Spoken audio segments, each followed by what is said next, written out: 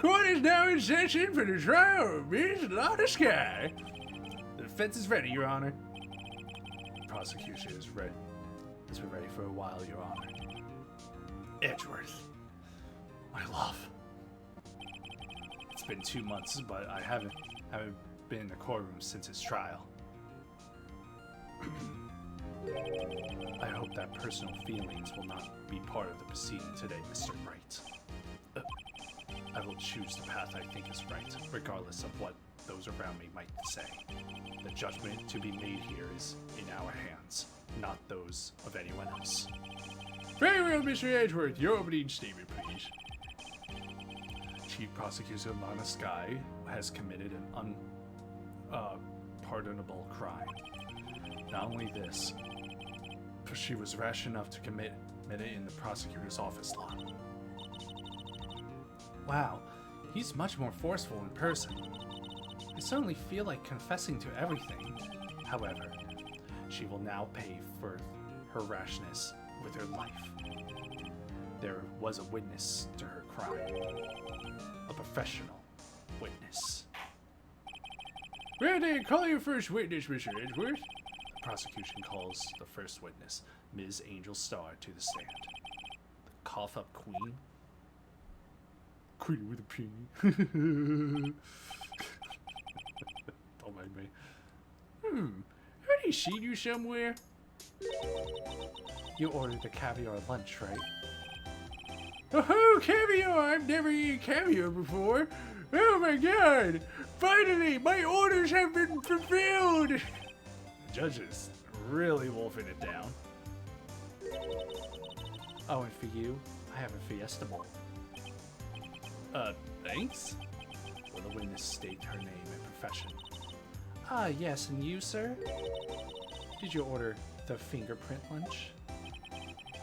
It is too early for lunch. Your name and profession, please. Well, Your Honor, how does it taste? So this is why everyone raves about caviar. It's so tasty it hurts! It's gonna hurt my butthole when it comes out too! I always thought caviar would taste like pickled tapioca. What the heck does pickled tapioca taste like? I actually kind of want to know myself now. Name, profession, now. That wasn't good enough. There we go. Me, the name is Angel Starr. Don't go forgetting it. I found myself running Lunchland these days. Is that what you wanted me to say, Mr. Edgeworth? Very well, witness. Please describe the incident to us. The prosecution will wait. I'm not finished eating. Hurry it up. Very well, Mr. Edgeworth. As you know, we usually call the police to provide the description of the crime. Your Honor, as Mr. Edgeworth has said to the court, I am a professional. Huh? What exactly does that mean? Until 2 years ago, Ms. Angel Starr was a special investigator with the police. What? She was a first-rate homicide detective. What? Miss Starr was a detective? Ah! I know who you are. Cough up Queen Angel Starr, Your Honor.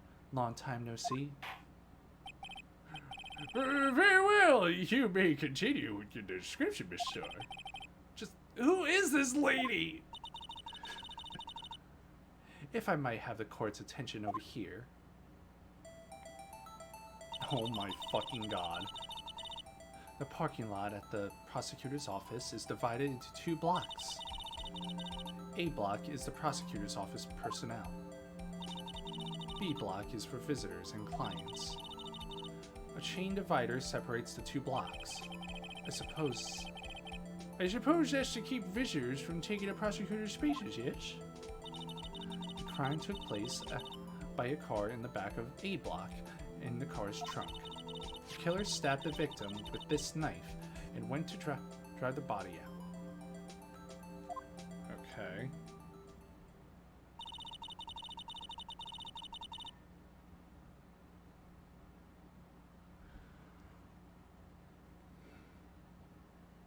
Okay.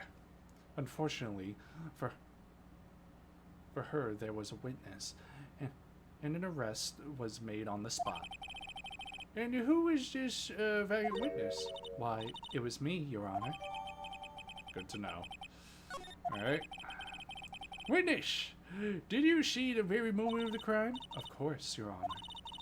Immediately after that, I apprehended the chief prosecutor. It seems rather cut and dry, doesn't it? Well, Mr. Wright? I can't agree on principle, Your Honor. It seems that some poor losers are unwilling to accept the truth, Your Honor. Shall I proceed to crush what little hope they have remaining?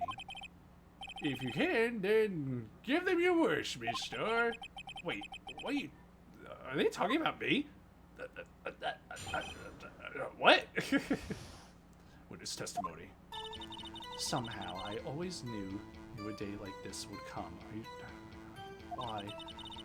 I was on my way to deliver a lunchbox to my boyfriend, one of them, when I sensed something. Perhaps it was my finely honed detective intuition at work.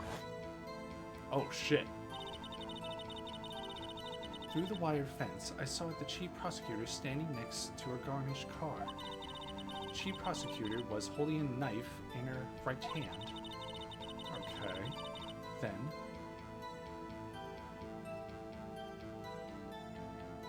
was it with her? Now I'm trying to remember the beginning scene.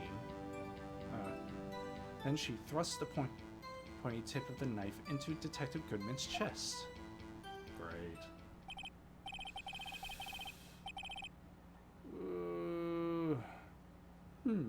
Bring a lunchbox to your boyfriend. How touching. As you can see, there is no room for doubt. The key point of your testimony seems to be nothing other than the point of the knife which you saw being stabbed into Detective Goodman. So, how does it feel to be so utterly crushed? I'm still thinking about it. It's merely a flesh wound, Mr. Wright.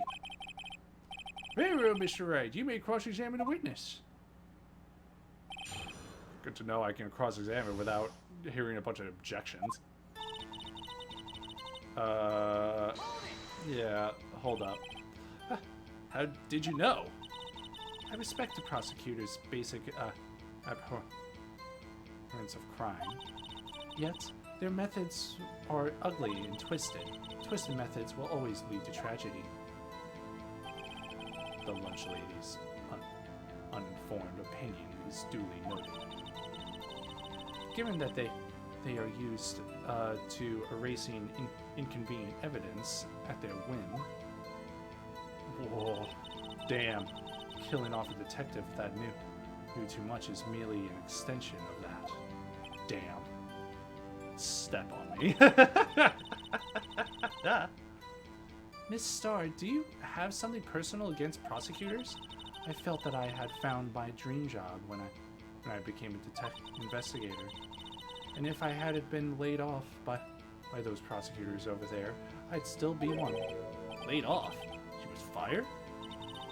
To me, prosecutors are nothing more than worms.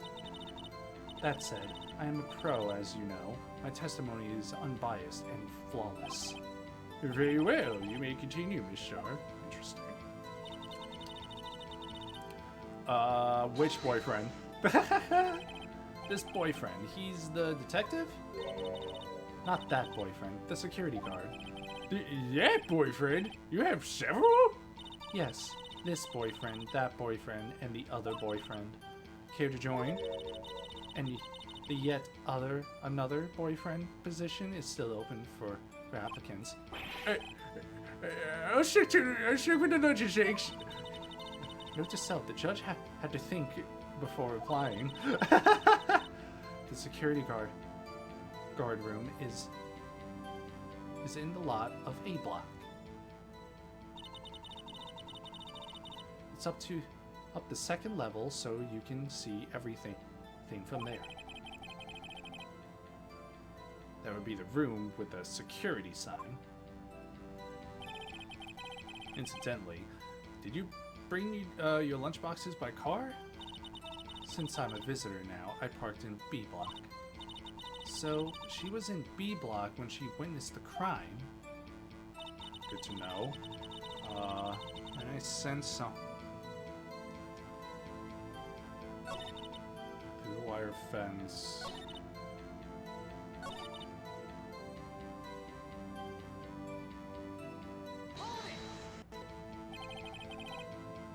So by garnished car, you mean Mr. Edgeworth's car, yes. Mr. Edgeworth's? Incidentally, the knife with which the victim was stabbed was also Mr. Edgeworth's, wasn't it? Indeed it was. What an odd case this is. And the person you saw, you sure it was the defendant? I saw her from no further than 30 feet away.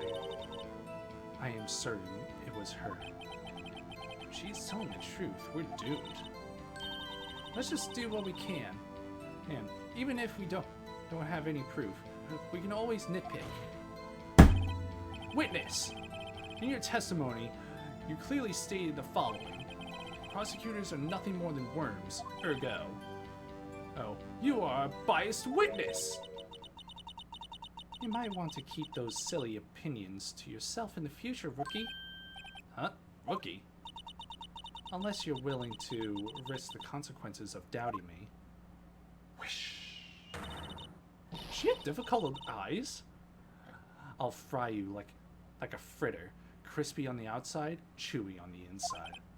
Yet? That was inspiring. I believe I've heard that tagline elsewhere, where you could cry plagiarism. I may be relegated to the lowly post of lunch lady, but my instincts are honed. A photograph? You took this? The moment I witnessed the crime, my reflexes took over. In snap, I took a picture. In fact, one of my lunchboxes is rigged with a camera. I suppose that's more exciting than just hanging it around your neck. Witness, why am I only seeing this photograph just now? You think I'd show it to you? A prosecutor? Think again. My boyfriend works in the photography division of criminal affairs. Well, this is surely the defendant. Great. Wonderful.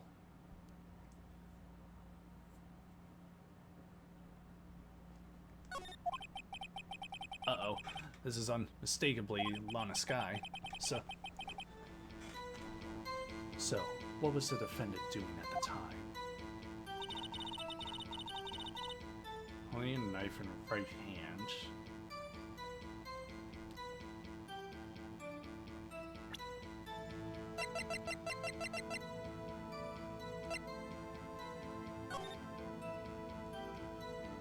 Well, I'm not seeing a knife. Where was the knife? Hold on. And you witnessed this? You saw Miss Sky stab the victim with the knife. As I've already said, yes. I swear it on my finest salmon swirled lunch. That actually looks good. I'm sure that is a fine lunch. But isn't that odd? Look at this photograph. Every time it makes me laugh. You took... this is the photograph you took at the very moment of the crime, is it not? Then why is Miss Sky not holding a knife? Ahem, Mr. Edgeworth, you don't? Objection. That had to be the weakest objection ever, Edgeworth. Yet, it was still stronger than your feeble mind, Mr. Wright. What do you mean, Mr. Edgeworth? This photograph was not taken the moment before the stabbing. It was taken the moment after the stabbing. And how can you tell that? Because there's blood. Blood spatter. Huh? See the dark crimson stains on the chief prosecutor's coat? But it's a black and white photograph. Ah, yes. It's hard to tell, but this could be blood. Well, Mr. Wright, I see no problems here. No problem, except you. Mr. Wright, are you going to just sit there and take that kind of abuse? Ugh, got a better idea.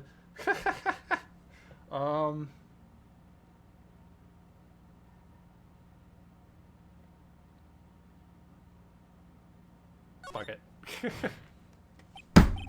Wait, that contradicts what the witness said in her testimony. Namely, that she took the picture the moment she witnessed the crime. Well, it seems I was slightly unclear. My apologies. That's it? If you run out of lunch, you order seconds. Problem solved. If you don't like it, try ordering the jumbo-sized lunch from the get-go. Good advice. I'm not sure I understood it, but good advice. I didn't have time to stop her. Prosecutor Sky was cold, calculating like a robot. She killed without pain or remorse. It was a premeditated murder. Objection! Premeditated? How do you know? Look at the chief prosecutor's hands in this photo. Well? Are those gloves?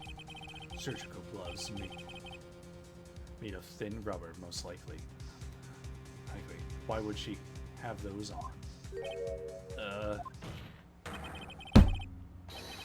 If it was not premeditated, she would not be wearing those gloves.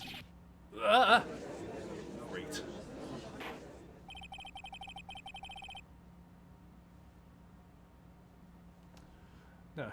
These gloves do seem to tell the tale of premeditation. Premeditated murder, a serious offense. Witness, add the serious testimony. Murder was planned. Rubber gloves prove it. I mean, I need to look at the evidence again.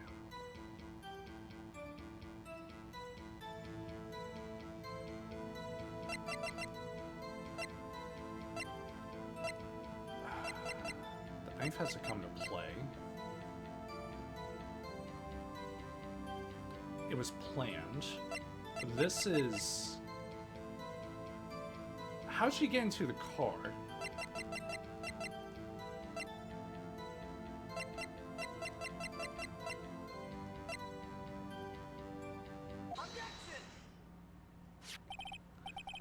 Witness, do you know what this is? Are you trying to test me? I sell lunchboxes for a living, you know. That's a knife. Then the knife. The knife that was in Edgeworth's trunk. Indeed, it was my knife. What's with this case? The bloody murder weapon, the red car, all belong to the prosecutor there. The defendant is the chief of the district, right? Mommy, are prosecutors bad people?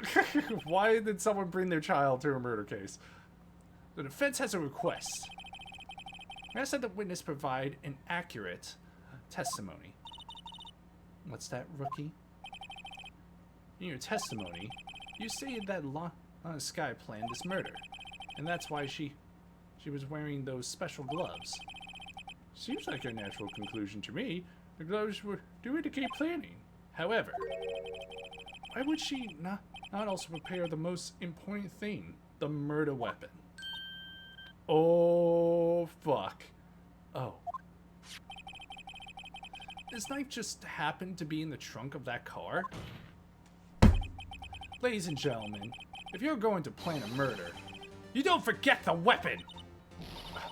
Oh, wow. It looked like she just got pushed. Order! Order! Order! Can I actually have that salmon swirl? No, great. Now the tide is turning into our favor. Great show, Mr. Wright. His sister's as good as free. Hmm? Right. I believe the next lunch you'll be eating is humble pie. What? I hope you weren't deluding yourself into thinking that the tide has turned.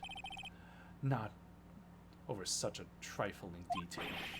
But this shoots a hole in the whole premeditated theory. Bah. The prosecution would care less if it was premeditated or not. The only one who seems to care is that lunch lady over there. The defendant, Lana Sky, murdered a detective with a knife. That is the only thing the prosecution need prove. Nothing else. Very good, Mr. Prosecutor. I suppose you think you're clever now. But you know as well as I do that she planned on killing him. It was planned. If it wasn't, why would she have okay. Hey, I believe I'd like to hear your testimony again. Witness, please tell us only what you saw, not what you thought. Fuck.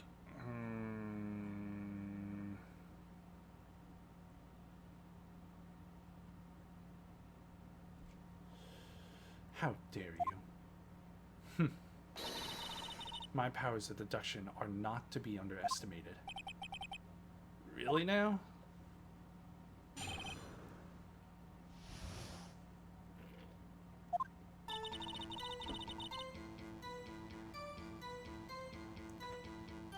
Lana Sky intended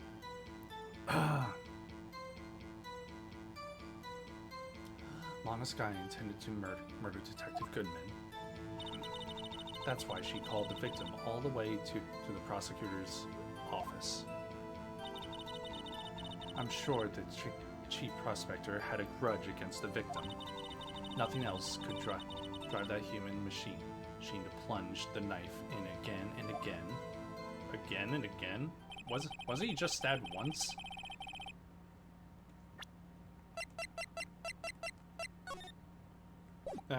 Fuck. One knife wound. If it was once, then she was, like, really good. It stabbed at the same spot. The victim was summoned to the police department to the prosecutor's office. It does sound a lot like premeditation, doesn't it? So, if I ordered a pizza, does that mean I'm planning to kill the delivery boy? In any case, the defense may now cross-examine the witness. Let's not think about that too much. I've had some pizza boys that I want to, never mind. Nothing. Lana Sky intended to murder. Okay, hold on. Nope. Again and again. So that contradicts this because it was one knife wound. Boom! You say she stabbed him again and again? But you couldn't have witnessed that. Are you testing me? Me? Then I'll test you. With my moss surprise. I'm afraid the moss is growing under our feet as we wait, Ms. Starr. Oh! What do you mean? I shouldn't have to explain this, but take a look. The autopsy report states that death was due to a loss of blood from one stab wound. Aha! You're right! Good show, Mr. Edgeworth. What a hunk. He's my hero, really. What about my objection? No one noticed? Well, witness? Ah! We got the crime scene set, right? Oh, Jesus Christ. Thanks.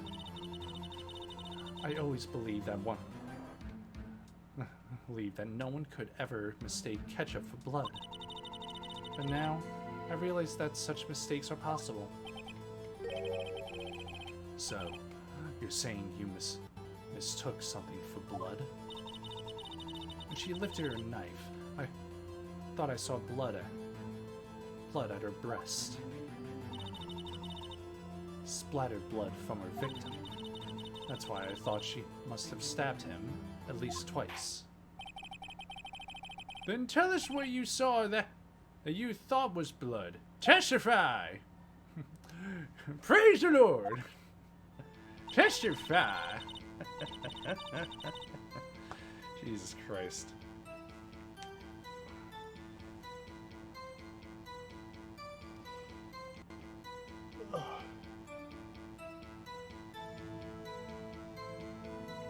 Okay. Her red muffler looks... What's a muffler? What's a muffler aside from the one on the car? Her red muffler looked like blood to me. That's how ghastly the whole scene was. This has to do with the picture. Muffler.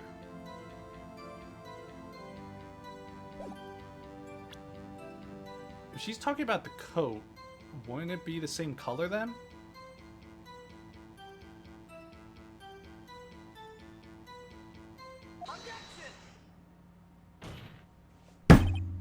Miss Starr, I demand... Oh, okay. The wind is clearly not suited for detective work. But what? The suspect was not wearing a scarf or muffler of any kind when she stabbed the victim. And you've proved it yourself. With this photograph, which makes me laugh. Huh, but that can't be. Only a professional lunch lady could be so utterly clueless. Congratulations. Perhaps you finally found your true calling in life. Harsh words, but good. In the end, Mr. Edgeworth prevails. What was my objection? Chopped liver? But it was there. A scarf. No, not that. But something red. Really. Well now, where were we? The witness has given us an entertaining interlude, but back to business. What? Very well, witness. Continue testimony. You saw the crime and apprehended the suspect. So is like... Is Edgeworth trying to, like, become a defense attorney, like, through this? Is he actually, like, trying to become something different? I don't get it. I do remember some things accurately, at least. Ultimately, we couldn't shake the most important part of her testimony. The most important part? The part where your sister stabs the victim. Duh! This next testimony might just be the moment of truth. Unless Edgeworth steps in and is like, oh, well... After the murder, the suspect attempted to run behind the partition off to her side. I quickly caught her, explained her rights to her, and arrested her on the spot. Yes. When I arrested her, she mentioned the muffler. That's what had me confused in my earlier testimony. The chief prospector made to escape. But against Angel Star, resistance is futile. Oh my god. Please.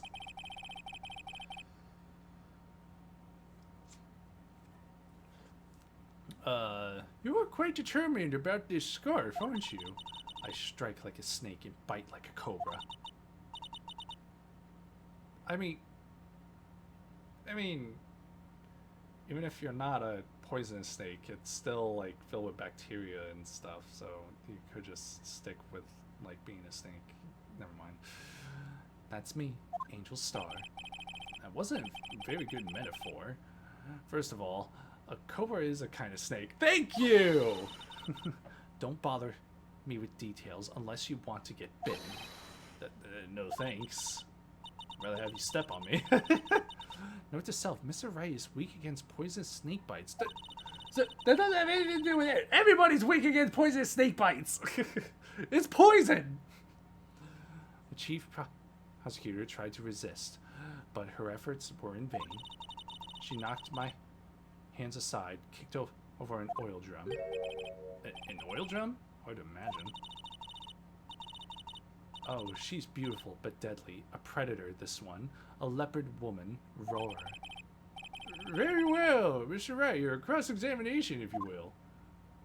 Alright. Okay.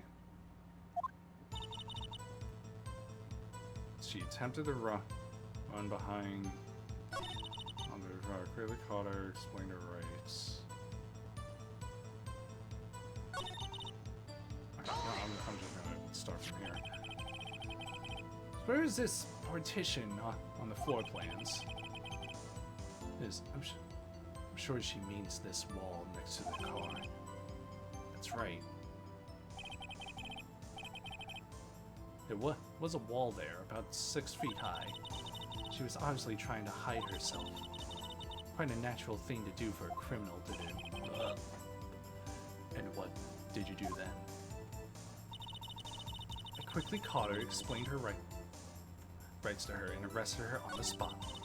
Ah, yes. When I arrested her, she mentioned the muffler. Oh, wait. Sorry. I didn't. Let's press her here. Say quickly, were you close to the suspect? As I just said. But you said you were 30. I was only 30 feet away from her the whole time. And in D&D terms, 30 feet is just 6 spaces, and you can get there within 6 seconds. Maybe I should press her for more details. Yeah, sure. It's not gonna bite us. I'd like to see this on the floor plans, just to be safe. So, the Lunchland car was... She was a visitor, thus she was parked in B block. So you witnessed the murder from here. That would make it about 30 feet from the car. Yeah, that would make it about 30 feet from the car, right? Is that correct, Miss Starr? Yes, that's right. There was a chain link fence in front of you. I went over it, of course. Amazing! The cough-up queen lunch lady Ashley, indeed. It would have taken her a little time to climb over the fence. So, what? So she couldn't have gotten to my sister that fast. Yeah, that fence is... Oh yeah, that's a full-on fence. I'm like thinking it's like one of those just like a chain or two that's just separating them. But no, that's a full-on fence. That fence was about 9 feet high, too. So how did Miss Sky not get away?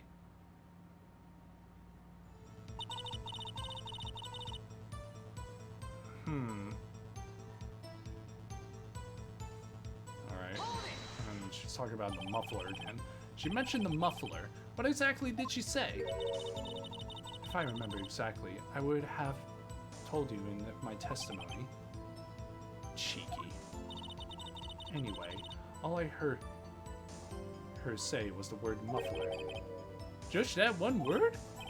So, what you heard wasn't the suspect talking to you, but to someone else. Yes, the chief prosecutor was on her phone. Her phone? She can't mean... Does that mean... Like phone? Do you mean... the cell phone discovered at the crime scene? Yes, ultimately. Ultimately? My memory.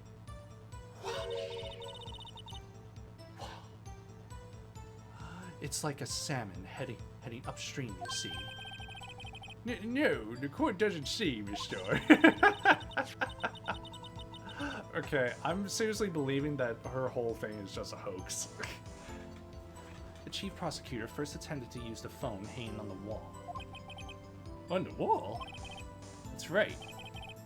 Near the car, there was an emergency phone on the wall. Apparently, it was out of order. And so she used her cell phone. Indeed, the emergency phone was out of order that day. Good witnessing, witness. Good witnessing? Whatever happened to good testifying? You should, of course, add this to your testimony. Alright. The things I do to please this rookie defense attorney. The word muffler was overheard during a call made to Emma at 5:18. I I saw it all. How she tried to phone the wall, but had to use her cell instead. Well, let's just keep going. Do you think she could restate your testimony for the court? Uh-huh. I was going to ask the same thing. I'll only say this one time, so listen close, rookies. Rookies. Okay, so there she goes. The chief prosecutor stabbed the victim and ran behind the partition. Then she picked up the emergency phone on the wall, but it was out of order. So she pulled her own cell phone out of her. But you were still over the fen. You were still over on the other. By what you're saying, you're still on the other side of the fence. How could you seen her go to the phone? Jesus Christ. I ran through the fence. What, you didn't notice the big gaping hole in the fence? And during that time, you climbed over the chain link fence. Then when I boldly grabbed her arm, the chief prosecutor hung up her phone. And you saw her doing this? What is it, Mr. Wright? So, do I need to... Yeah. So...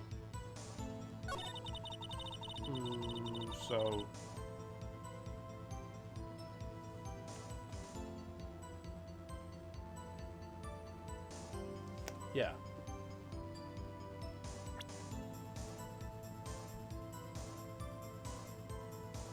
Damn it.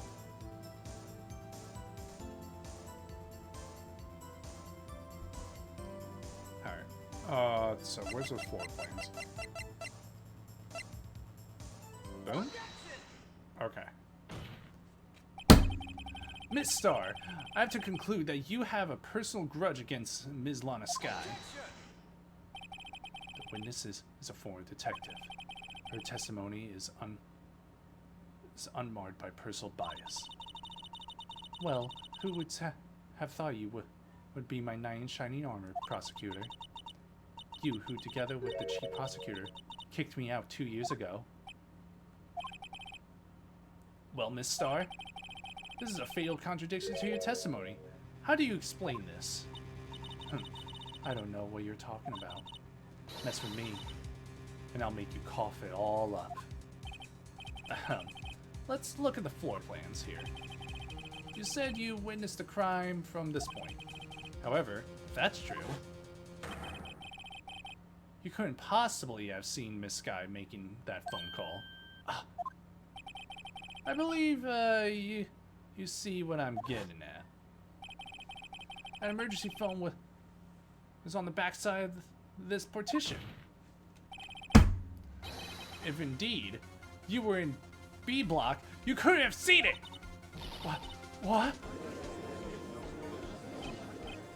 Order! What is the meaning of this? It's simple, Your Honor. She's not coughing up lunch. She's coughing up lies! That's quite a claim, Mr. Wright. Perhaps you will allow me to question. Tell us exactly what lie this witness has told the court. Here's where the counterattack begins. I can't afford to get this wrong. The witness lied about what she saw. Or, yeah, where she saw. I would say where. Miss Sky tried to use the emergency phone, but it was out of order.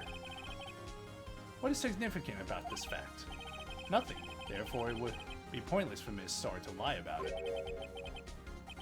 Pointless to lie, I see.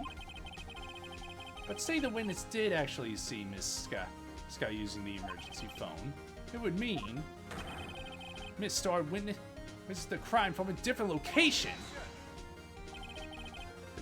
A different location? Now that's a pointless lie if I ever heard one. Jesus Christ. Objections all over the place. Oh my god.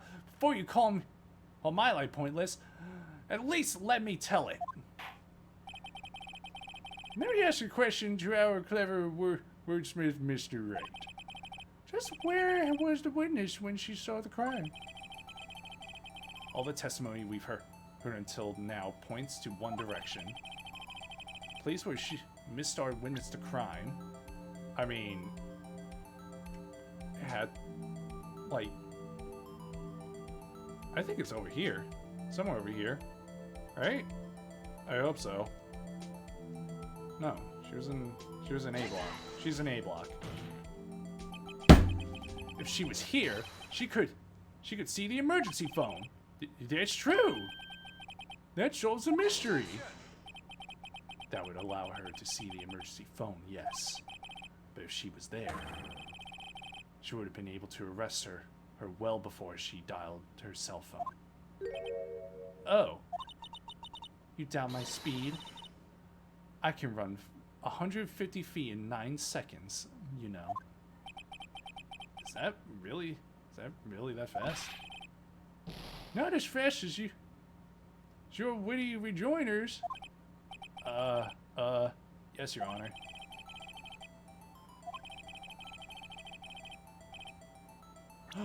Oh! Maybe she was already in the security room. Okay, I'm gonna try that.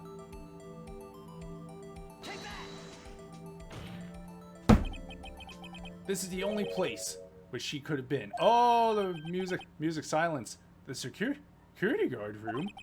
Indeed, the security room in the underground parking lot is well positioned. It's built on the 2nd floor, so you can see the entire lot. She would have been able to see the emergency phone from there. But why there? There are many other places she could have seen the phone. Not in this case, Your Honor. The witness, not being part of the prosecutor's office, could park in A block. The only place where she could have seen the crime in the back of the partition is here. Now remember, in your testimony you said you brought lunch to your boyfriend in the security guard room, yes? Well, Miss Starr, were you fucking the guard? How many years have I been getting the better of men to think that the tables could be turned? Today a man has got the better of Angel Heart. Order! Witness! What have you done? You should be a detective. You should know better. I'm not turning back. The guilty will be punished, and I'll do what I must to make sure justice prevails. Guilty? She talking about Miss Sky? Mr. Wright, doesn't this strike you as odd? Why does Miss Starr lie? It didn't make sense. Huh? She could have just said she saw the crime from the security guard station. It wouldn't change anything. Exactly. This photograph tells all. It was the defendant who stabbed the victim. That truth still stands. Hold up. It still stands? I disagree, Mr. Edgeworth. What? If a witness is found to be lying, they're guilty of perjury. She knows this. She wouldn't risk that without a good reason. So tell us what her reason was, Mr. Wright. Huh? Me? Who else? Mr. Wright, let's review what we know. Miss Starr witnessed the crime from the security guard station. But she lied and said she saw it from B block. It must make a vital difference. But what would change? Angle of view of the crime, distance to the crime, difference in lighting. Let's say the angle of view? I don't know.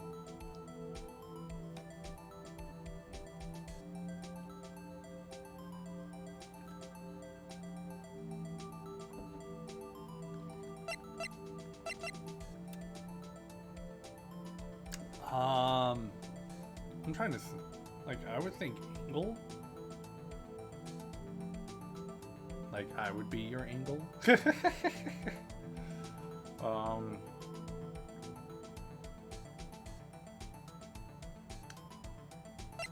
But at the same time, like, distance-wise, like, she would have to travel from the security.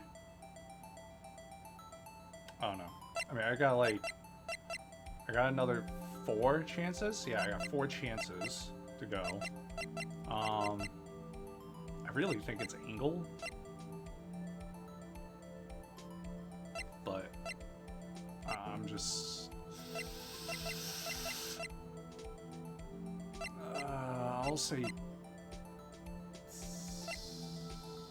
I'm gonna try distance. And if that doesn't work, I'll go with angle, my original. It changes the distance between her and the scene of the crime. My condolences, Mr. Wright, but one look at the floor plans and it's quite clear. The distance between the scene of the crime and the guard station is 30 feet. I don't see how that would change what she could see. What she saw is not in question here. What matters is the time it would take her to reach the scene of the crime. Miss Starr, you witnessed the crime from the security guard station. Now, how long did it take you to go from there to the scene of the crime where you arrested Miss Sky? Well, witness? You... Yes? You ordered the squid wheels, right? The quality of my lunch just has gone from low to inedible. I mean, squid wheels? That sounds like calamari. I was bringing a PB&J lunch with fresh boysenberry jam to my boyfriend. Boysenberry for your boyfriend? He wasn't in the station, so I waited. I witnessed a crime from the glass-walled station. Okay. And before I knew what I was doing, I found myself running towards the scene. But the door was locked. I couldn't open it.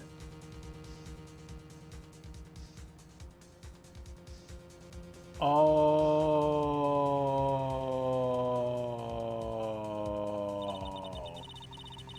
That's why I had to go through the visitors parking.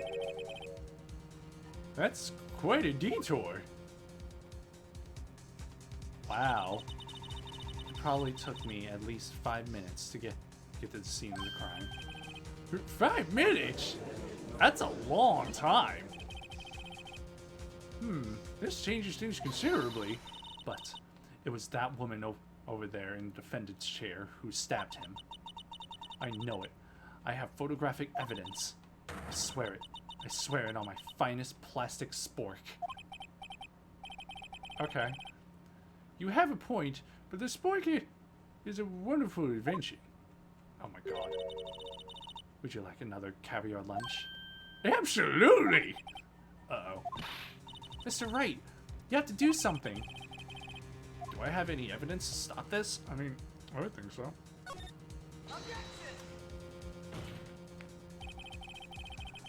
5 minutes between the witnessing of the murder and the arrest. Think about it. You could make pasta in that amount of time, if you like it al dente. I've got lunch boxes that tie pasta into knots, rookie. The 5-minute blank. Isn't that strange? Strange. If you were a criminal, what would you do with 5 minutes, Your Honor? Well, I guess I'd flee the scene. Hey! Don't get the wrong idea. I didn't kill anyone. It's fine, Your Honor. But you have the instincts of a killer. You would run. But this time was different. Miss Sky dwell at the scene of the crime. She even had her picture taken. No criminal would act this way. It's inconceivable! Yeah! Well then, it seems we've come to the end of this testimony. The witness has a grudge against the defendant and a blank in her testimony. Mr. Edgeworth, is the next witness ready to go? Unfortunately, I appear to have overestimated this witness on account of her professional history. We did it! We screwed that can shut, Mr. Wright. That was too close. I'm afraid that the carve-up queen has been dethroned. And with that, court is adjourned. Look at that. Oh, who said that? Miss Edgeworth, you ordered the squid wheels, right? That's the one she tried to faust off on me. I prefer to not take the defense team's leftovers. Anything else to say? I might be able to save you. I have decisive evidence. What was that? Oh my god. Ugh. Alright. Is this another one of our trick lunchboxes? My apologies, but we have no further questions to ask you, Miss Starr. Ah. Is this your jumbo lunchbox? Woohoo! A triple jacker! I register the witness's determination. Now, one more testimony. Let's hear about this decisive evidence. Like the Lunchland motto says, you won't be disappointed. What's she going to pull out of her lunchbox this time?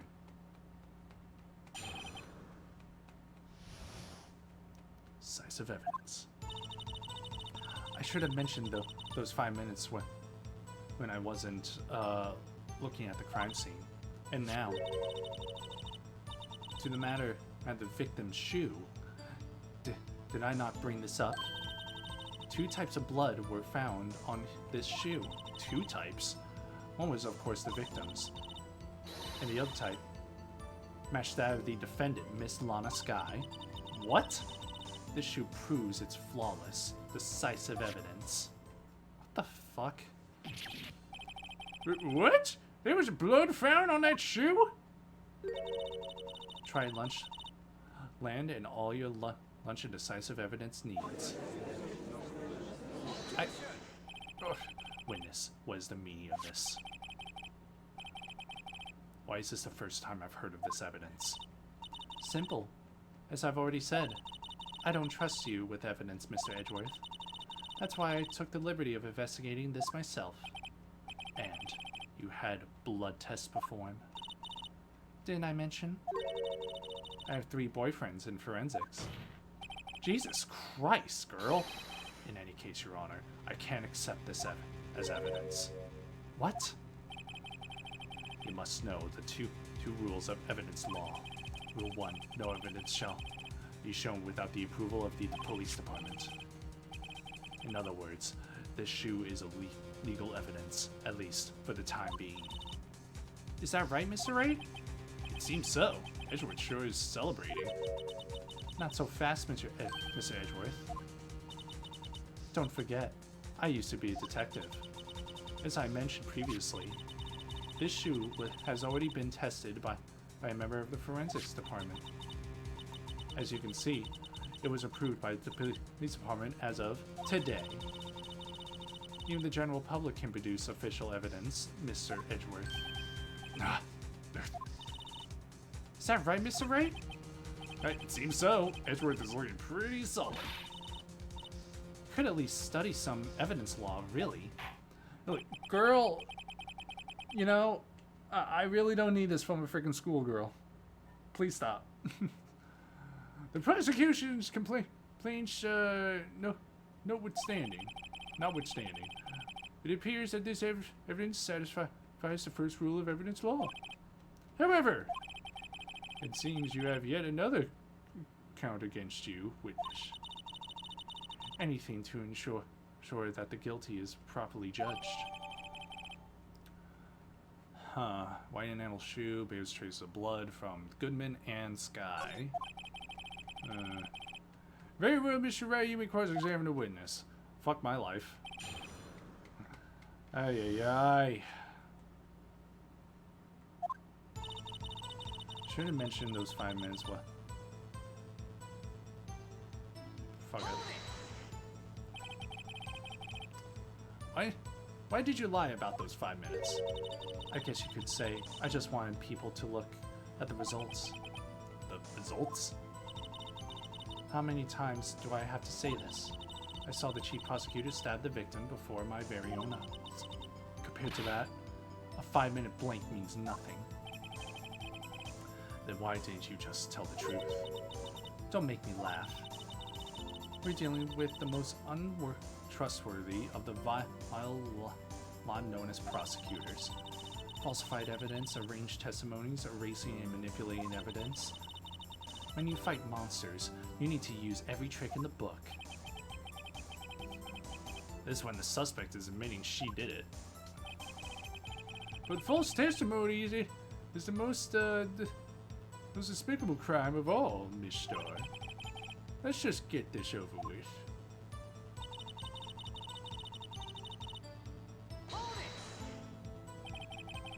And you found the shoe at the scene of the crime. I detained the chief prosecutor and notified the police department. I wanted to make myself useful while I was waiting for the police to arrive. So like an ill-trained pooch who snuck off with the shoe. I was afraid someone would erase the chief prosecutor's crime. This shoe is my secret weapon, if that should happen. See this fashionable basket I have here? It carries more than lunchboxes, gentlemen. I'm happy for you and your lunchbox bag, really. In any case, you removed valuable evidence from the scene of the crime. Now, tell us what you did next.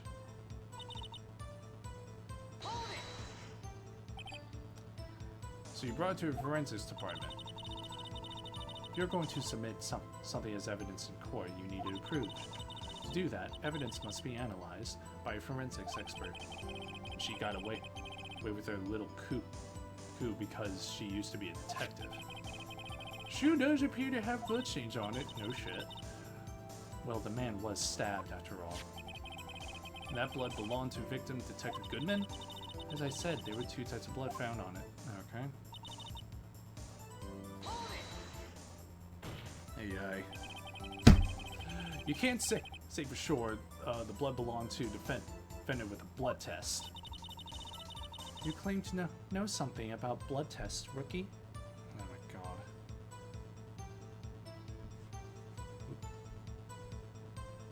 God damn it, why does it always do that? Sorry. Huh? Well, speak up. Well, blood comes in 4 types, A, B, O, and AB. However, you can't tell from the blood test whether a murder was committed in cold blood. That's just a figure of speech, Mr. Wright.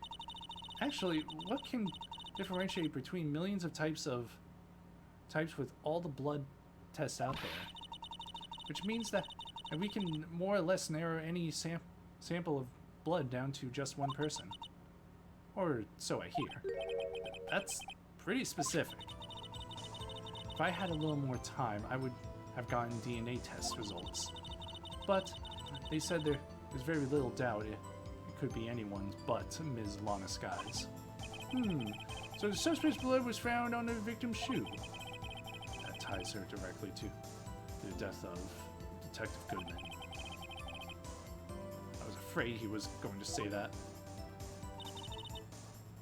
I'm just gonna keep going here.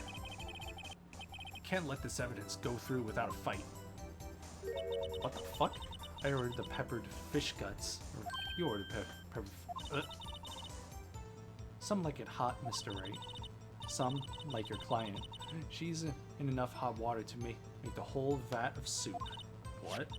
Mr. Wright, did you or don't don't you have a problem with this shoe? A problem? This is critical. There. Is there a problem with the victim's shoe? I mean, if it's brought up, might as well. If I'm not imagining things, I'd say there was one critical problem with this evidence. A clear contradiction. That gleam in your eyes. You're still young, rookie. I'd give you a peppered fish guts now, and you couldn't take the heat, could you? Let's hear what Mr. Ray has to say. Where's the contradictory about the victim's shoe? Show us a problem with this evidence. Let's see. Oh.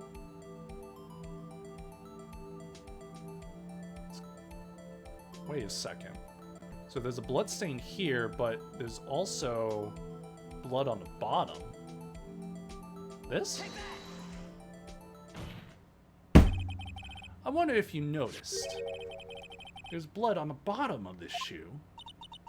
Don't mess with me, rookie. It'll be your blood on the bottom of my shoes. Indeed, there is quite a bit of blood on the bottom of the shoe. It makes sense. The victim was stabbed with a knife. That could possibly be contradictory about blood. Could be the knife.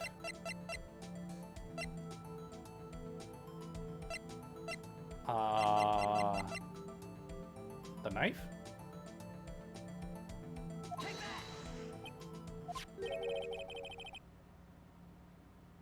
Alright, two. You just...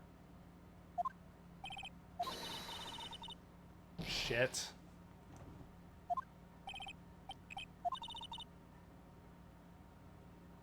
Specific about this. Examine the evidence. Yeah, I know.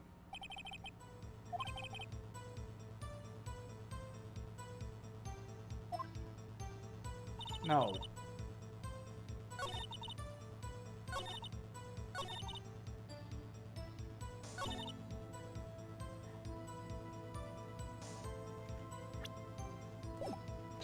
Okay, let's try this again.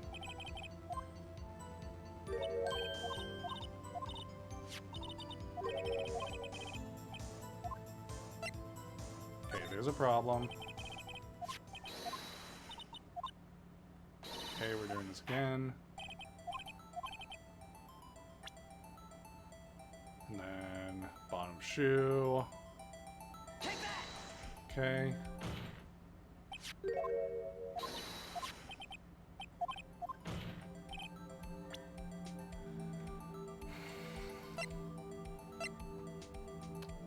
Wait a second.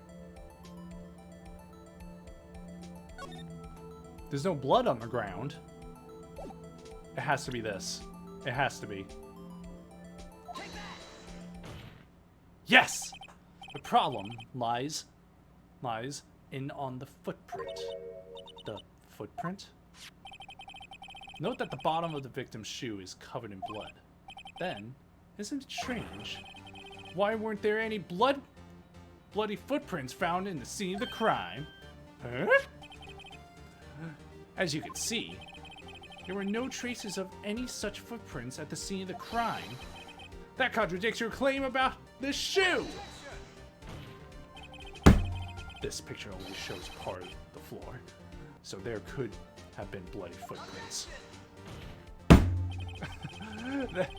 Then where are they, Mr. Edgeworth? Because we checked the scene and found nothing of the sort! Order! We're witness? What? Huh? Great going, Mr. Wright, but it's true that the lack of a footprint is a contradiction. But then we have to ask why there weren't any footprints. Oh! That's true. There has to be a reason why there weren't any footprints. I think, Mr. Wright, think. Hey, I don't know why it's not there. I'm just good at finding contradictions. What?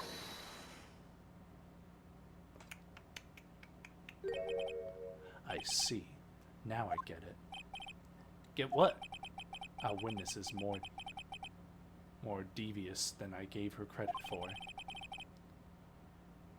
We were hoodwinked to the very end. But she slipped. There is no vital hint to the truth in her testimony. But what are you talking about? Think back to when she told us about apprehending the suspect. The chief prosecutor tried to resist, and her efforts were in vain. She knocked my hands aside, kicked over an oil drum. Oh, she's beautiful but deadly. A predator, this one. A leopard woman. Roar. Okay. I thought that was a strange thing for the normally cool-headed chief to do. No kidding. Now, witness, allow me to ask a very simple question. This oil drum, was it empty? Oh, that. I'm not sure. Oh, I like your attitude, Mr. Edgeworth. Though apparently you're not the slowest conveyor belt in the lunchbox factory.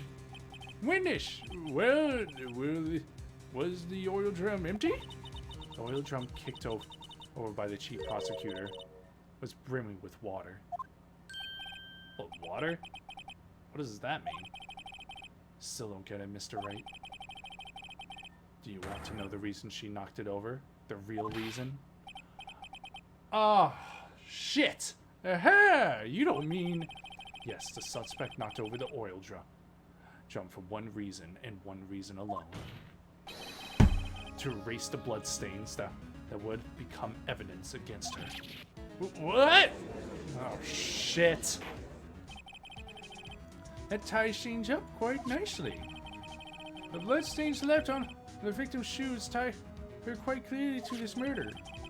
Then, after the deed was done, she knocked over the oil drum to erase the telltale signs. Why, that's a prosecutor's specialty, erasing evidence. That reminds me, this guy's right hand was hurt. Uh-huh. Didn't she say she cut herself when she stabbed him?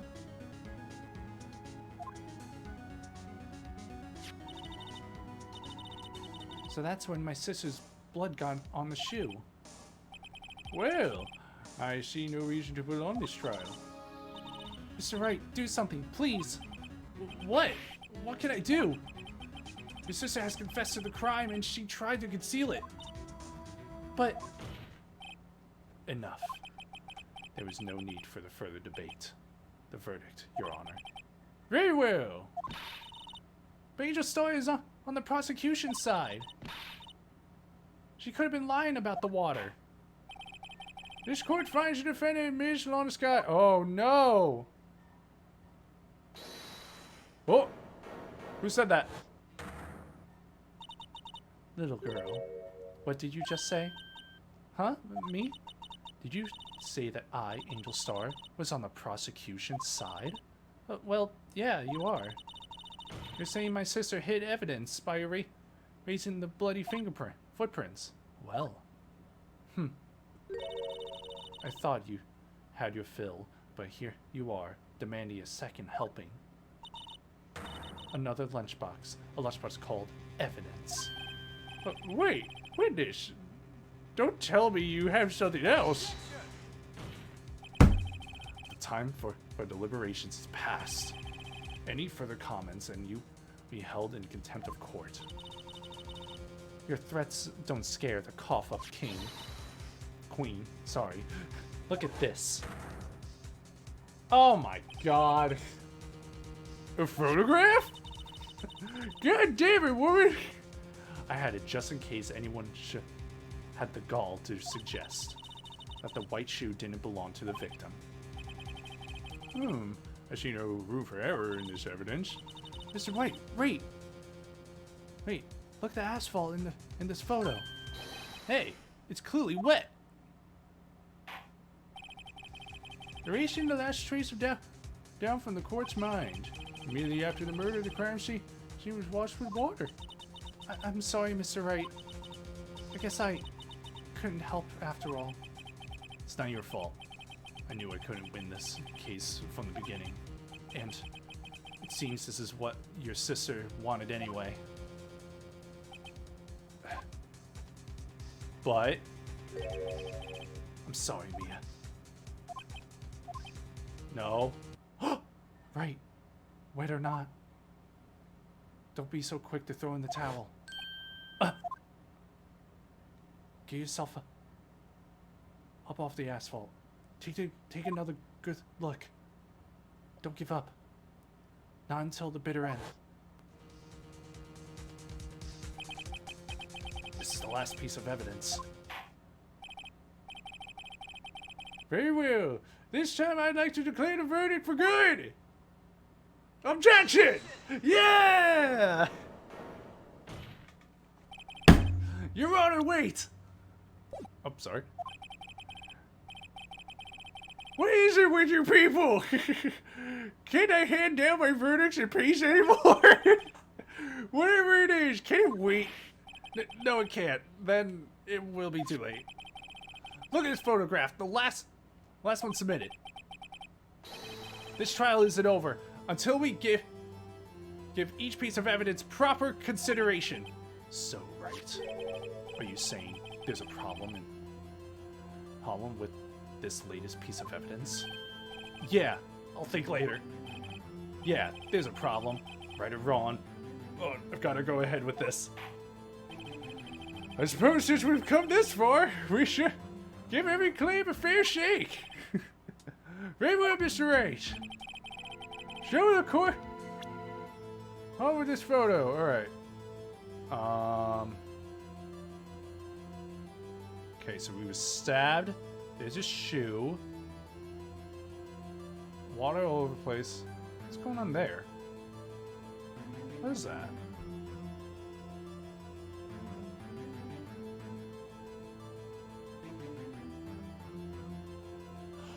The muffler! That's what she was talking about! She said the muffler!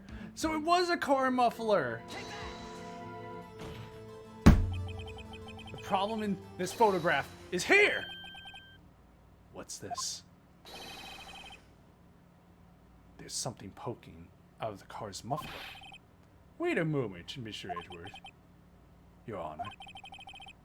You just said muffler.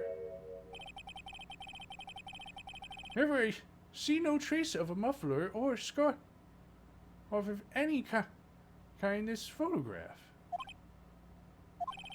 A muffler is also part of a car or motorcycle, Your Honor.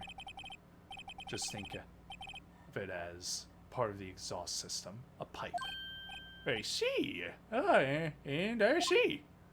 How do I not know that? I don't know. What's that suspicious looking cloth saying out of the car's muffler? So what if there is something sticking out of the muffler? What does that have to do with this case? Nothing. Absolutely nothing. Objection, you little bitch! Sorry, Miss Starr, but it's not going to be that easy. In fact, you've already told us why this is important to the case. You said as much in your testimony. What? Let's hear what Mr. Wright has on his mind. Tell us why you think this piece of cloth was related to the muffler. Because, the phone. Because the word muffler. Boom! Miss Starr, you call your testimony for the court.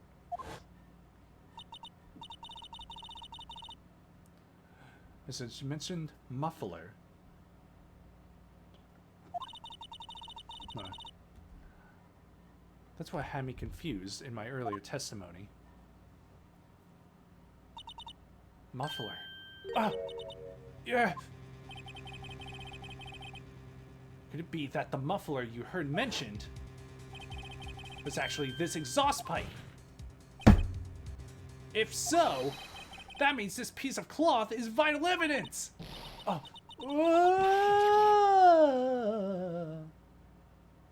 She always looks like she's about to fall or something. Well, it seems we have to suspend the proceedings. Suspend? I find myself wondering about that piece of cloth. If we leave any question unanswered here, we do we disservice to the law. Have the car at the crime scene inspected at once and bring me that cloth. Verdict will wait until after we've seen all the evidence. Agreed? I suppose so. Woo! That was close. But we made it. At least for now. Ay. This court will adjourn for a 30-minute recess. It's lunchtime after all. He's still hungry? 30-minute recess. Let's all dig into these bentos. Oh yeah, this triple-decker one. Jesus Christ. God, it's 5:30? Jeez. Alright. Sorry. Alright.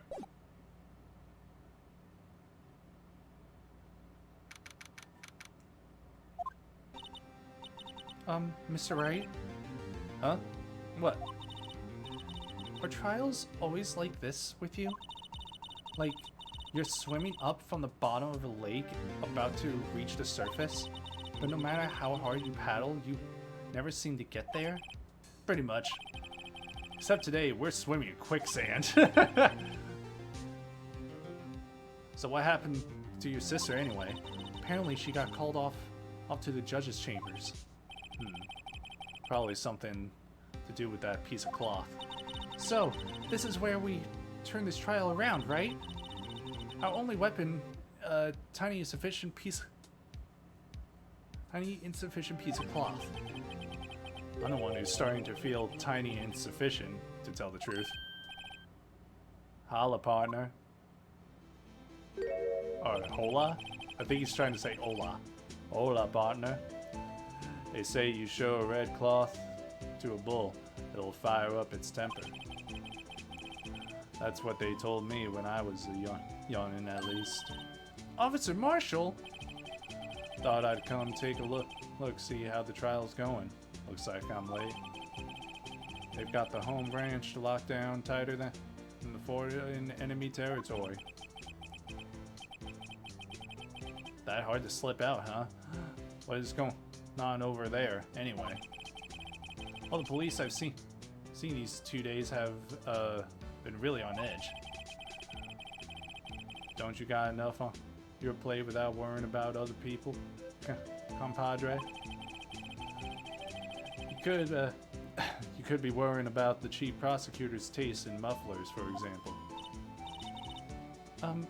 Officer Marshall, the whole muffler thing didn't have anything to do with scarves.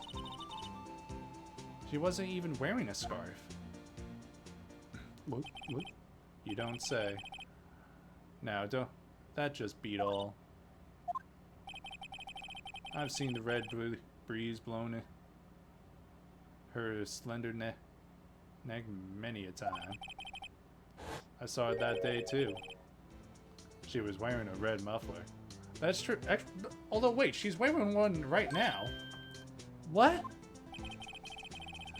At the award ceremony that afternoon, Edgeworth seen it too, I'd reckon. So what does that mean? In the photograph taken in the crime scene, she wasn't wearing a scarf. So, Miss Starr wasn't mistaken. Well, it's about time. Remember, partner, sometimes you gotta grab the bull by the horns. And sometimes you just gotta let that bull go where it will. Time will tell. I have a bad feeling about this.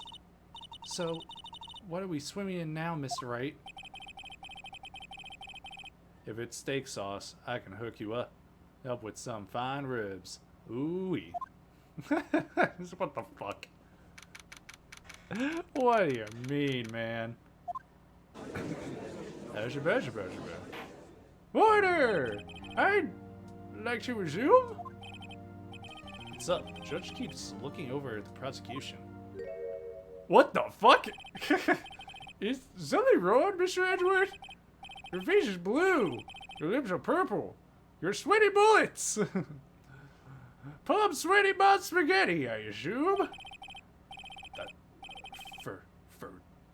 That furrowed brow, those grinding teeth, those watery eyes. What's more, your eyes are unfocused. You're doubled over. It can't be. This can't happen. I wonder what happened to Mr. Edgeworth. You're telling me? Well then, I believe it. It's time we continued on with this trial. During your recess, I had requested that the prosecution conduct an investigation. This is unacceptable. It seems our prosecution is quite beside himself. Excuse me, knock knock. Who's there? Who the fuck is this dude? What's with this guy? A strange stuffy aura seems to be filling this courtroom. Oh my god, I swear to god, if it's something religious. I'm already having a feeling something religious is gonna... Hey, the temperature rose like 5.7 degrees when that man came in. Who on earth is he? I would like to know. Oh, it's you! Who? Somebody say something! Oh, sorry I'm late, but... gee, the roads were packed. It's just me. Hey, long time no see, gee.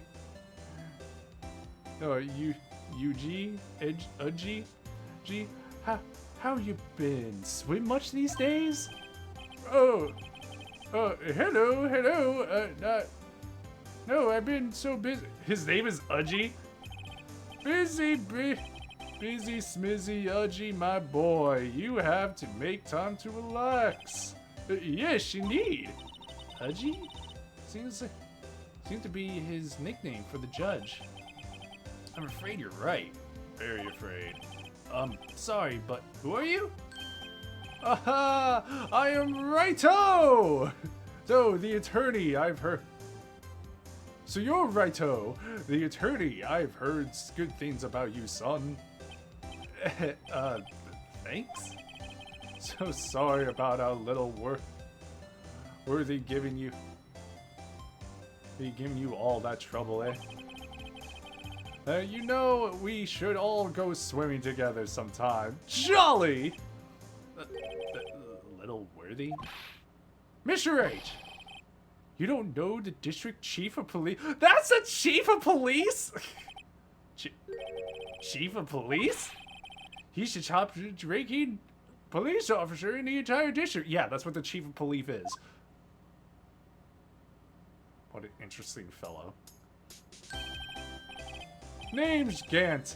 Damon Gant. Damon Gant. Damon Gant. Damon Gant. I'm trying to figure out some kind of reference here. Pleased to meet you, everyone. To what do we owe this honor today? It's been over 2 years since the last came to this courtroom, hasn't it? Well, it's Worthy here. Here, look at the poor fellow. Oh, his nickname is Worthy? Oh my god.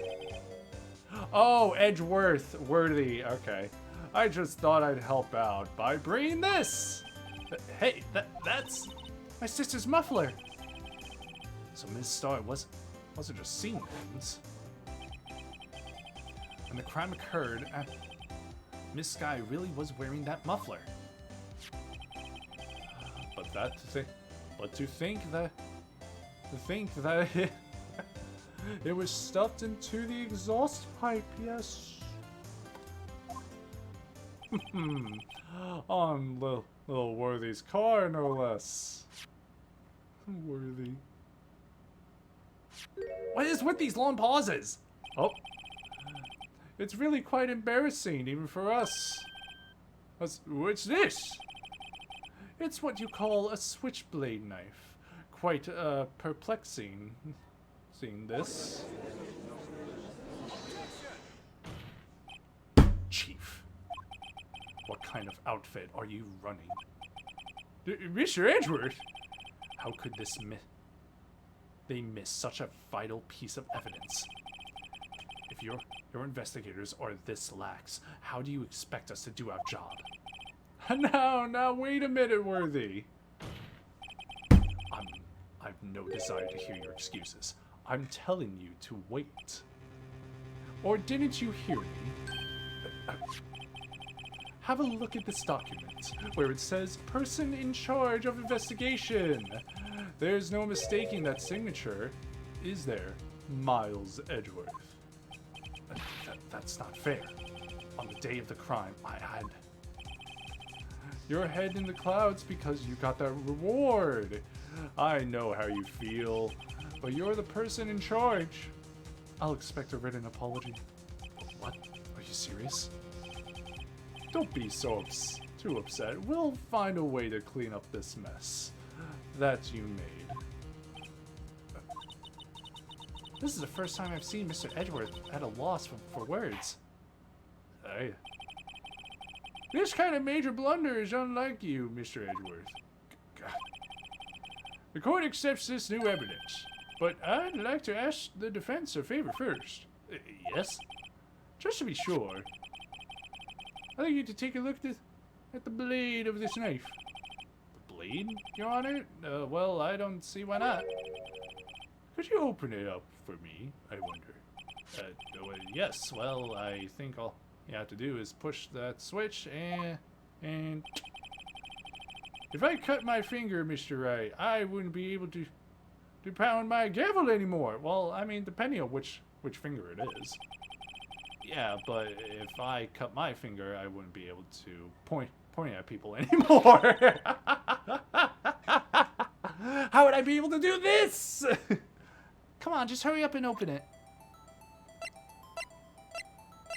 I'm not doing it. I'm not doing it. I'm not doing it. I'm not doing it. I'm not doing it. I'm not doing it. Alright. Switch on! What? Don't scare me like that. I'm the one who's scared. Look at the nice blade. The tip was broken off. This dark red stain. Blood? Oh, shit. Knife added to the court. This does not excuse the actions of the police department. I would like to hear an explanation from the chief of police himself. I'm terribly sorry, but could I ask you to testify for us? About the split between the prosecutors and the police and this knife. Sure thing, not a problem. Not even a little one, really. Oh my god, we're testifying to chief of police. Jesus Christ. This knife is special, but I can't say how here. Unless there is evidence to prove a connection between this knife and Goodman. What was the bad day? That was a bad day for the department. We weren't in any shape to do an investigation. The detective was killed at a police station. You see, what a mess. The time of the crime, 5:15. Scary coincidence, eh? It's not officially linked to this here case, so I can't talk much about it. Here! There was a murder at the police department? A detective? That's hush-hush information, G. G, we haven't exactly announced it yet. Well, wait a second. You said 5:15. That's the exact time Detective Goodman was killed at the prosecutor's office. That's true. So there was 2 murders?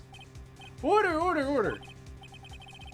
Anyway, we at the department were all flustered, as you might well assume. We're in the middle of a top secret investigation. Don't tell anyone, okay? I think we understand the police department's situation. Well, Mr. Wright? 2 detectives killed at the same time in different places. Chances of that are really slim, scientifically speaking, of course. I'd like to exercise my right to cross-examine the witness. Very well. However, keep your questions focused on the case at hand. It is the chief of police, after all. Oh my god.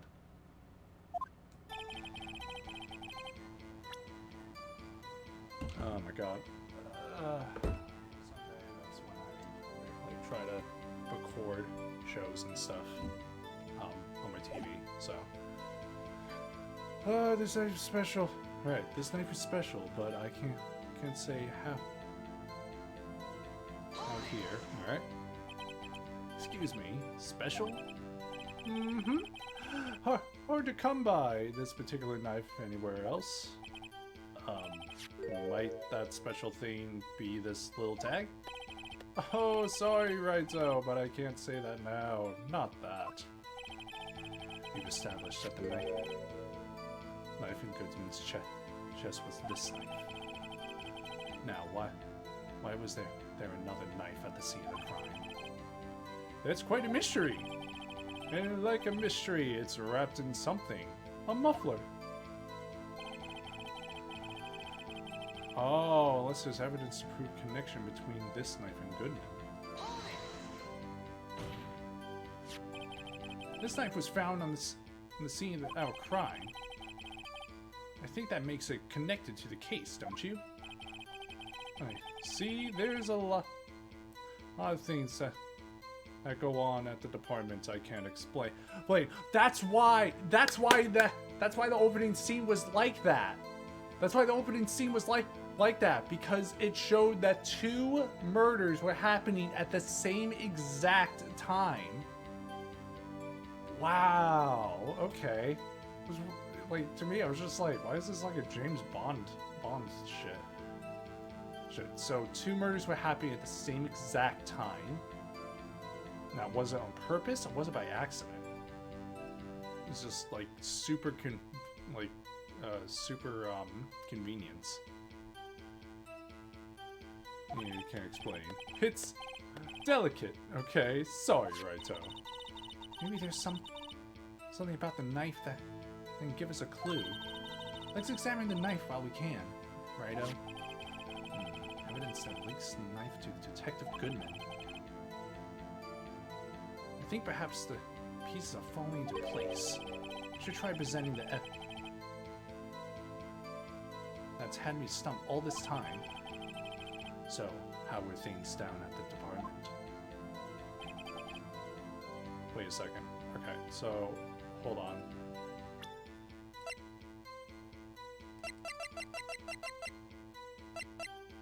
Alright, hold on. I need to... SL...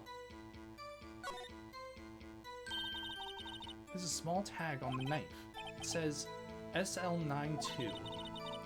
What's that supposed to mean? I'm not sure, but it reminds me of a similar code. DL6. Maybe it's a case number. That's weird. What? I don't remember where, but I think I've seen something like this before. Something similar to what's written on this tag. It wasn't long ago either. You should check the court record again. Alright. Court record.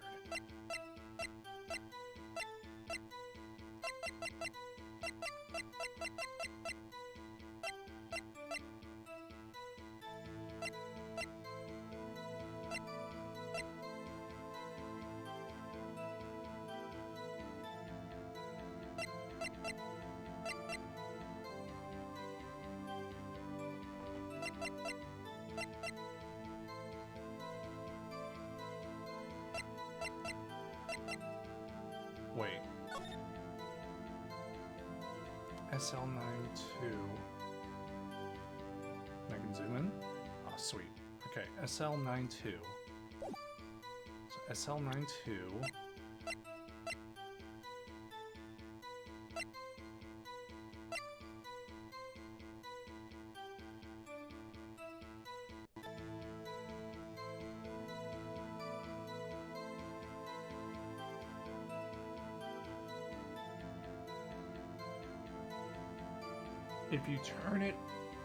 If you turn it upside down, that's SL92. Oh! Hold on. Boom! Yes! Oh, I'm smart. Wait a second. Ah, last, an honest-to-goodness objection. This knife. This has something to do with Detective Goodman. What do you mean? Aha! An honest-to-goodness. What do you mean from Udgy? This is great! Jesus Christ, dude. Look at this tag on this knife. It reads SL92. And this is important. Why? Over here we have a memo that was on the body of the victim. What's this? 6 minus 7s 12 2? No. Your Honor. It's upside down. Upside down? The printed name on the memo makes it look like it's right side up. But turn it around, what do you get? Hell yeah. And the date! The date!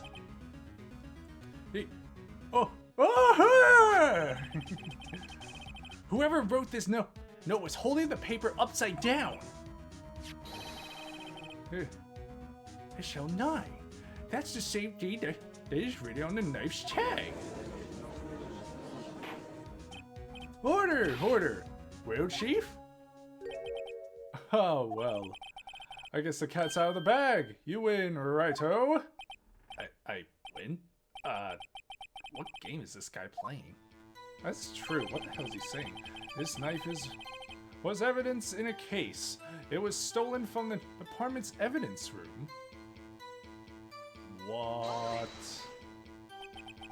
So this knife was stolen? Yes, on the day of the murder. It was evidence, you say.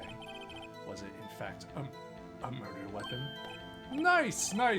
Good show, Little Worthy. It was a murder weapon, as it happens.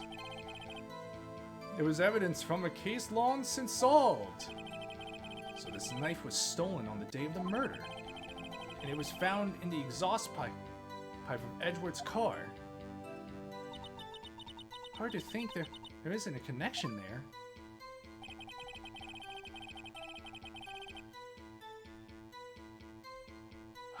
Okay, where to go from here?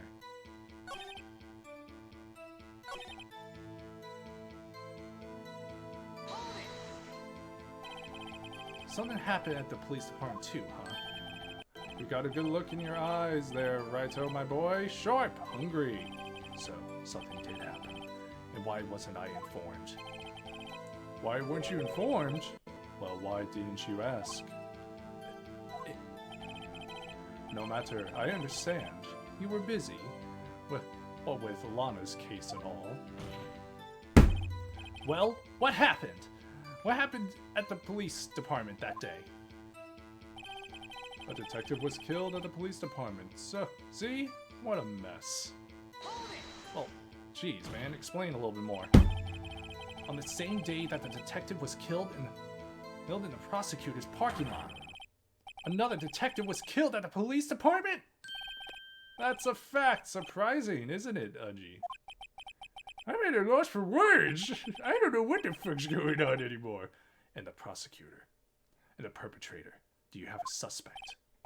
Well, there was a suspect. Just arrested him, in fact. Just arrested? That was quick. But there's a lot of unanswered questions. Maybe you should help, Reto. I suppose I could help, if you help me by giving me data on your case. He's, oh, good one, this kid's sharp. Okay, here's the deal. I'll tell you one thing, and one thing only. Oh, shit. We already know when the victim died. He was killed by that knife. He was killed by that knife. He's killed... What's the point of these questions? What's the point of these questions? Like, I'm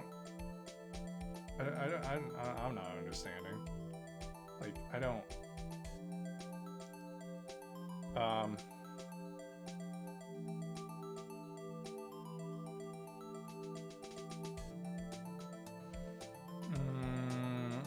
I would say, yeah, where. I would say where specifically. Because, like, it was in the prosecutor's office in the parking lot. So, we just know this happened in the police department. So, let's see where he was found. So, tell me, where was the victim found? Oh, well, I can't speak on where the corpse was found. But I can say the crime took place in the evidence room at the police department.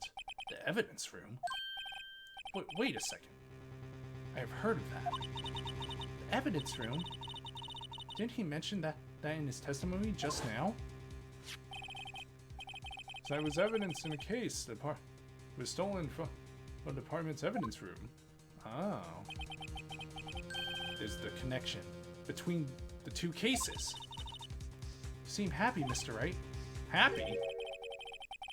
We just got handed out a ticket to go to town on this case. With the link between the two cases established, we finally have some leverage. Now, we can get Gant to testify about the details.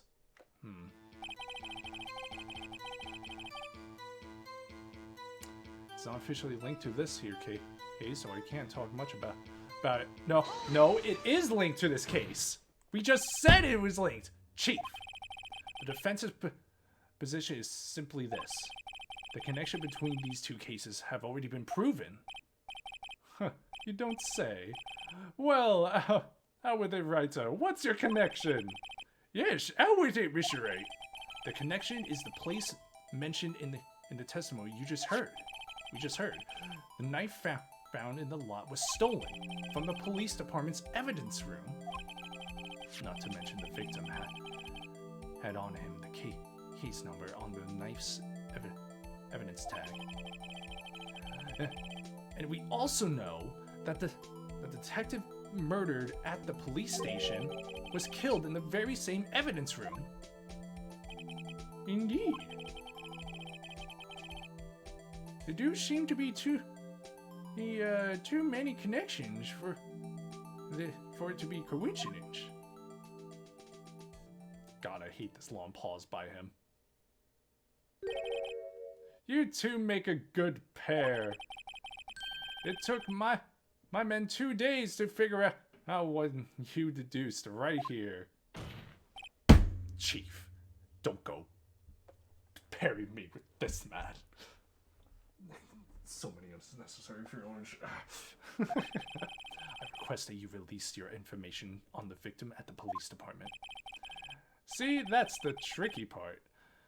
It hasn't been announced yet, and all. Okay. Can we get the information unofficially?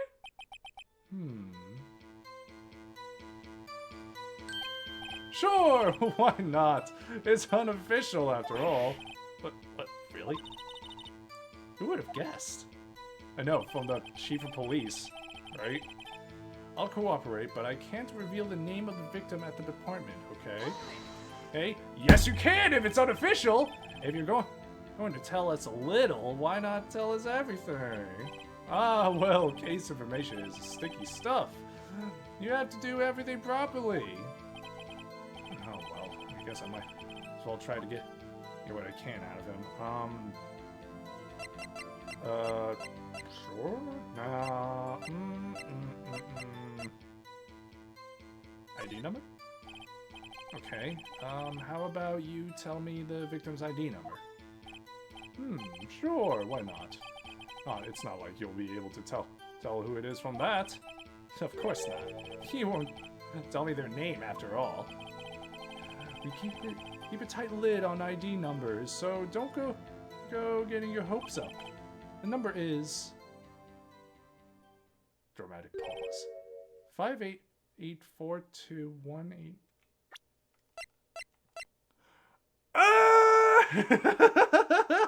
Holy shit!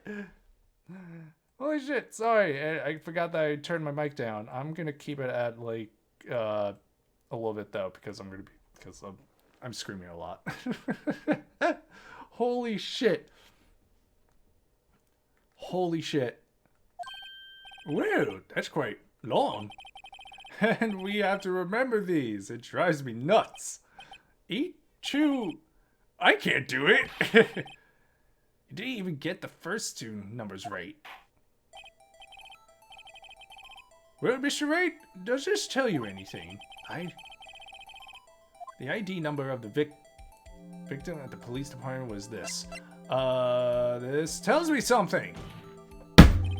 Actually, it does, Your Honor. It does. I think. Meaning? It has to be what I think it is. But what does this mean? Well, let's hear what the defense has to say. You see the ID number of the detective who was murdered at the police department tells you something. What does it tell you? Boom! Witness! Chief of police, sorry. What is it, Mr. Wright? You're grinning like a schoolgirl on prom night. I love the judge's lines in this episode. I love it. No, it's just I got confused. And this is news. Huh? Just come out with both guns blazing like you always do. Just whip it out and just give it to us. Give it to us, right? The police department, the prosecutor's office, 2 places, 2 detectives murder at one time. And yet they have the same ID number. Actually, I happen to have a police ID number here. Oh ho! Is it yours? No, Your Honor. I'm a defense attorney, remember? This is the ID of our victim, Detective Goodman. Shame on you, Righto. Personal IDs are top secret. Detective Goodman's ID number is 5842189.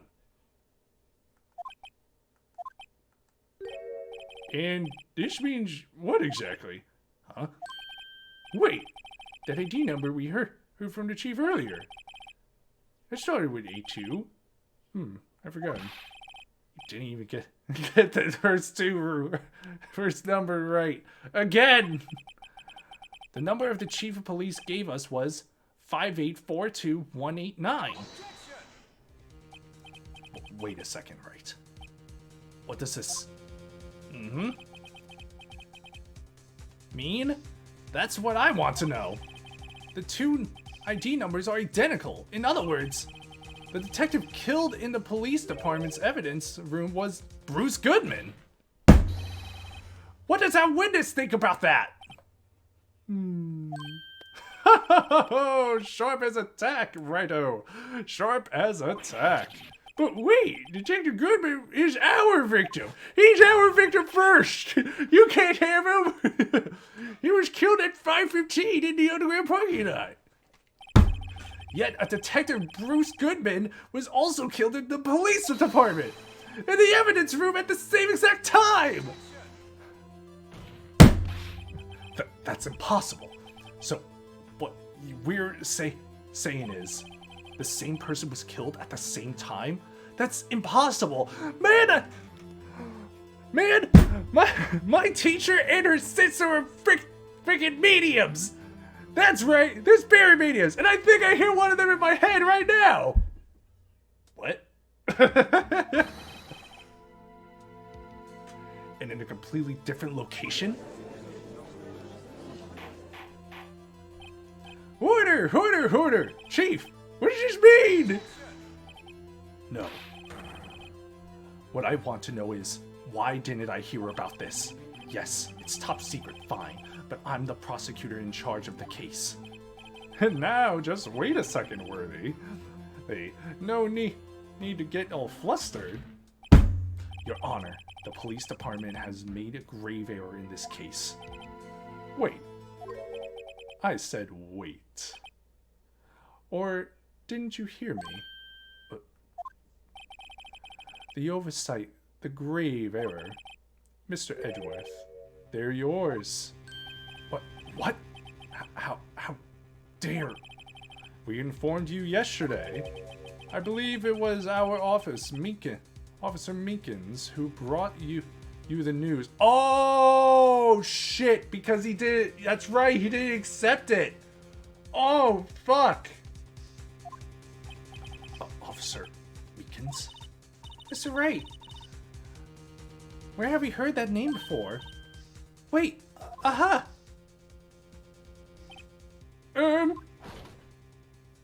Oh, god damn it! Excuse me, but is Mr. Edgeworth anywhere on the premises? I'm here, sir, at the request of the chief, sir. I'm getting a report, sir. You don't mean him. According to Meekins, you didn't accept the report. Hard to believe. But your officer, he told me. He said that report had nothing to do with the Lana Sky incident. Detective Bruce Goodman murdered in the police department evidence room. Mr. Edgeworth, the victim's name is written right on the top of the report. Yeah. Why didn't your officer tell me? Honestly, I'm not sure if that officer was capable of making the connection. He did seem challenged. Oh, God. In any case, this is a serious error, a gross negligence of duty on your part, Worthy. But, sir, you could have submitted that report this morning to the court as evidence. Then oh,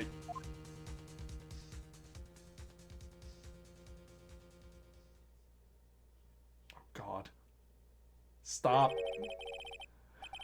No such luck this time, Worthy. Or should I say, unworthy. What?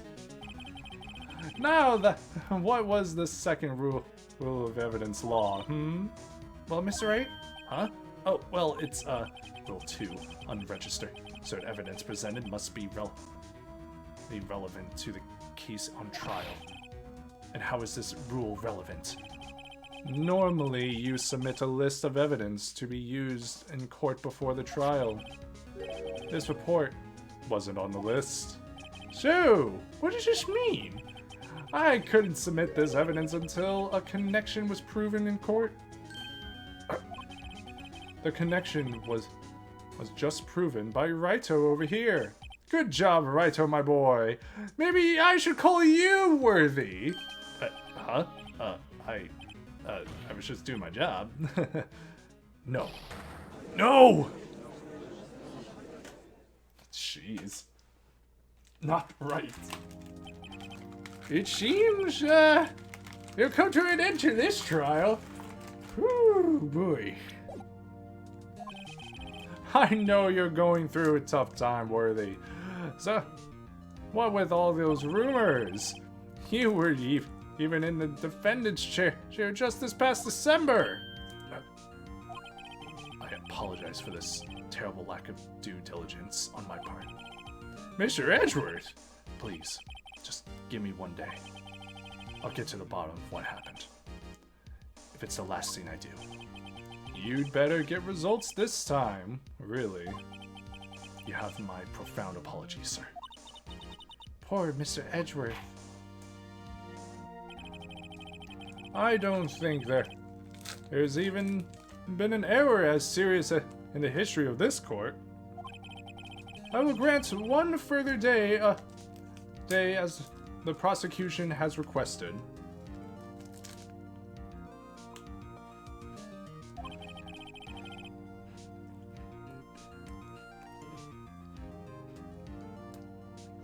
Damn it.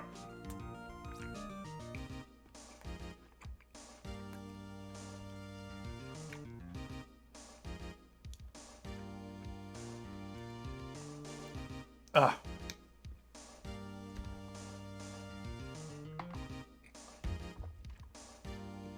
Man, that was just trial day 1. Efficient, Mr. Edgeworth. Yes, Your Honor. Thank you. Whatever your punishment for this is, for your sake, I hope it isn't decisive. Very well, court is adjourned.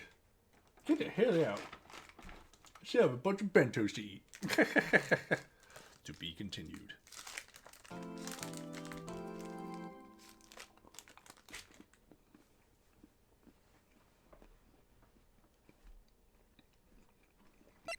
Oh, yes.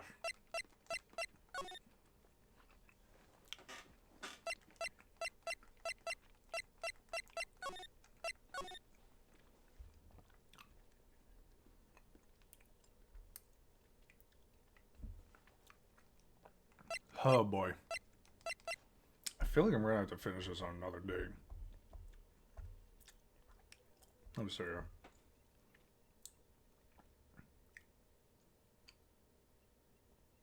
Oh, okay. Oh, jeez. Oh, boy. Oh, jeez. Oh, jeez. Okay.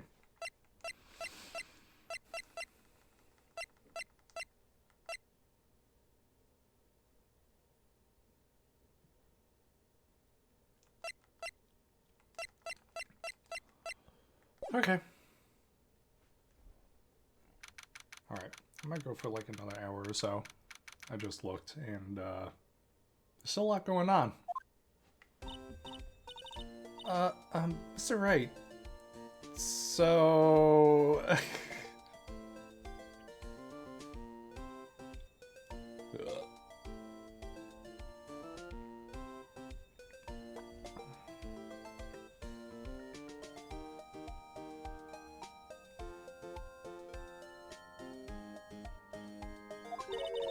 what's going on with the case anyway?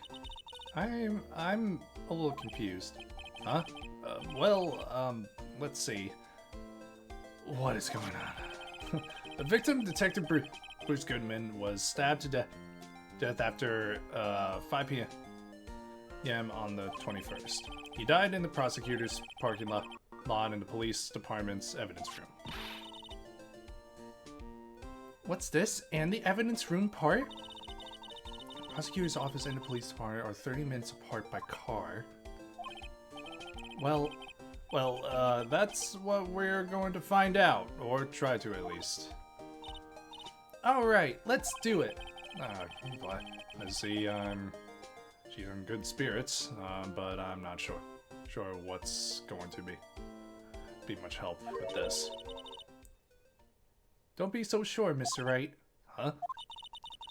Look, we're in this together, right? I'll prove that these thick-rimmed glasses of mine aren't just for show. I mean, why are they also red tinted? Let's go. Science awaits us. Like, what does this have to do with science, man? Or girl, sorry? I don't know. Whatever. Alright. Alright. Let's see. You know, I really don't think we should worry about the police department murder. There wasn't even a body found there. Who cares? Yeah, it was only our victim who was killed in their evidence room. No biggie. Besides, my sister would never do such a thing. I know it. That oil drum, it was empty.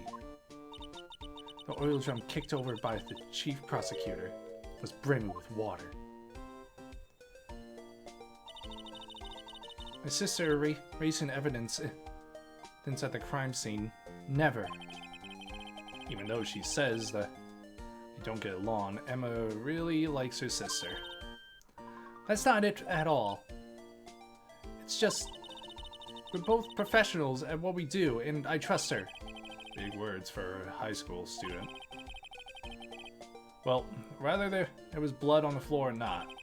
The water in that oil drum washed it all away. Ignore the strength of my science at your own peril, Mr. Wright. Huh? What's that grin for? This situation calls for one thing, and that is luminal testing fluid. Luminal? Blood is sticky stuff, you know. No, you can't just wash it away with just a little water. Even if you can't see it, it's still there. True. But wouldn't the police have already done those tests? Never trust anyone's eyes but your own, Mr. Wright. Just give it a try. Me? Why do I have to do it? I'm a minor. I can't even drink yet. We're testing blood stains with this stuff, not drinking it. I'm sure if I drink it, I'll die. Here, look, I'll lend you these glasses. Huh? You had an extra pair of these things? What the fuck? This is gonna hurt my fucking eyes. To test for the blood reaction, just spray the luminol on it. Like this, see? Let's press A to spray it on. Okay, let's find some bloodstains. Okay, well, here's where the body is, so let's try over here. We got it! Oh my god! Examine. I can see her.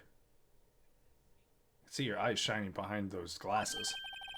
So this is this a bloodstain? It's so, Emma, you're shaking. It's just, this is my first time seeing real blood. Scientific investigation in action. Okay, well, we definitely know that this is a bloodstain, but doesn't something strike you as odd, specifically speaking, of course? Scientifically speaking, of course, sorry. What's odd about it? The bloodstain, I would say its location. Oh, also, although, yeah, the amount of blood. Actually, yeah, it's not a lot. Yeah. The perpetrator and Detective Goodman fought here, right? Don't you think there'd be a little more blood? I definitely think so. Oh, God. I mean, look at all the blood on the sole of the victim's shoe. It is pretty strange. If they fought here, there'd have to have been more blood than this. Hey, Mr. Wright.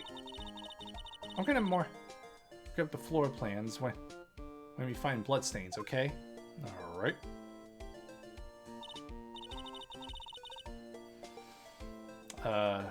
See, I'm pretty handy to have around, right? Yeah, actually. I still don't like the science stuff, but it's fine. Yeah, and this stuff's pretty handy too. See to my allowance to buy that. Great. We can't be sure that the police will reveal all their evidence in court. Sometimes they fail to mention evidence that doesn't fit with their view of the case. Then let's drag that hidden evidence out into the day of light. Yeah! Feels like we're really investigating a crime now, doesn't it?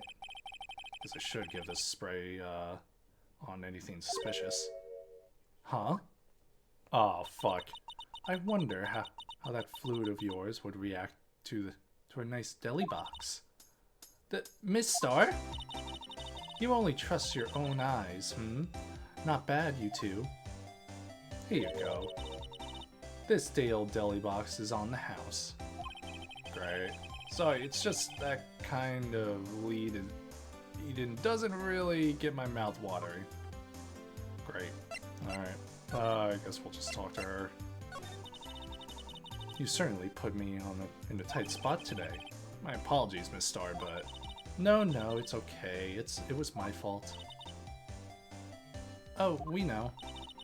I witnessed everything from that security room right there, but I was afraid that wouldn't sound convincing enough, you see. I was wrong to think that. I'm sorry. Sorry? You lied on the witness stand. That's unforgivable. Little girl, don't forget what's important here. Even if the place I witnessed the events from was different, I still saw what I saw. I saw Chief Prosecutor Sky stab a man in cold blood, and the testimony still stands. I swear it on my honor as a detective, she stabbed Goodman. I know this photograph was something important to tell us, but what?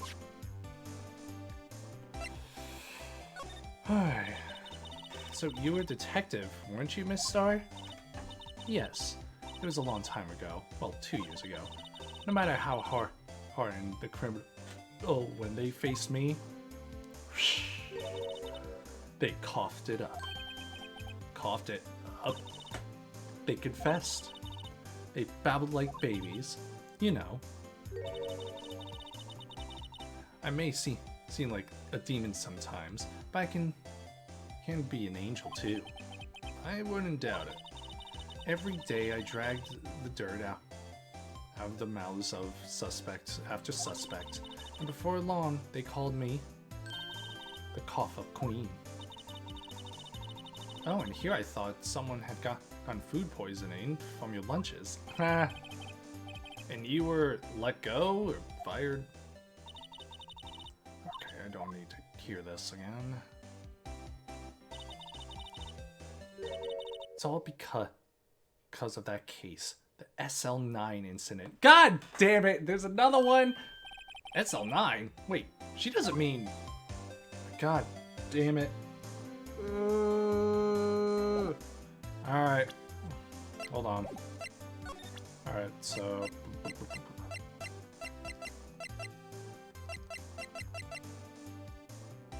this? What do you think about this? SL9 incident. It's written on that knife. And on that note. Goodman. Goodman was the head detective of that case, you know. Really? That knife was evidence from that crime, the murder weapon. It was due for transferal the very day that Goodman was killed. Whoosh.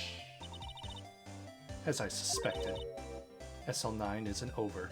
Not yet. Do you think you could tell us more about the SL9 incident?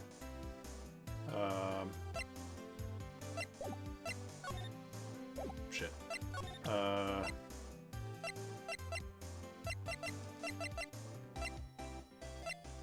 Do I show the crime photo or something?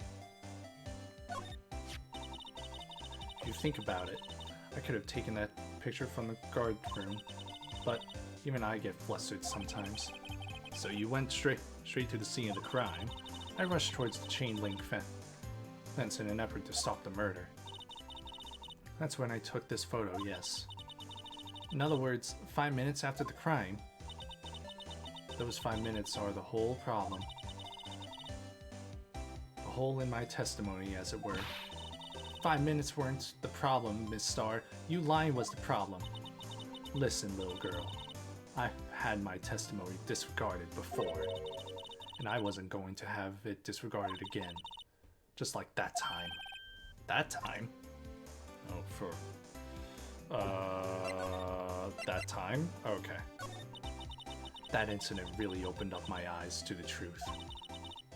We're nothing to them. Disposable. Disposable to who? 2 years ago, it was the biggest case I'd ever handled. Oh, shit. Wow, look at these guys. Wait, there's another cowboy?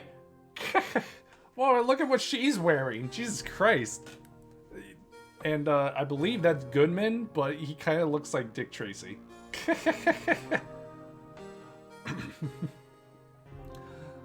The police and the prosecutors were desperate for decisive evidence. So, they didn't solve it. On the contrary. It was solved quite cleanly. The criminal was caught and executed. Executed?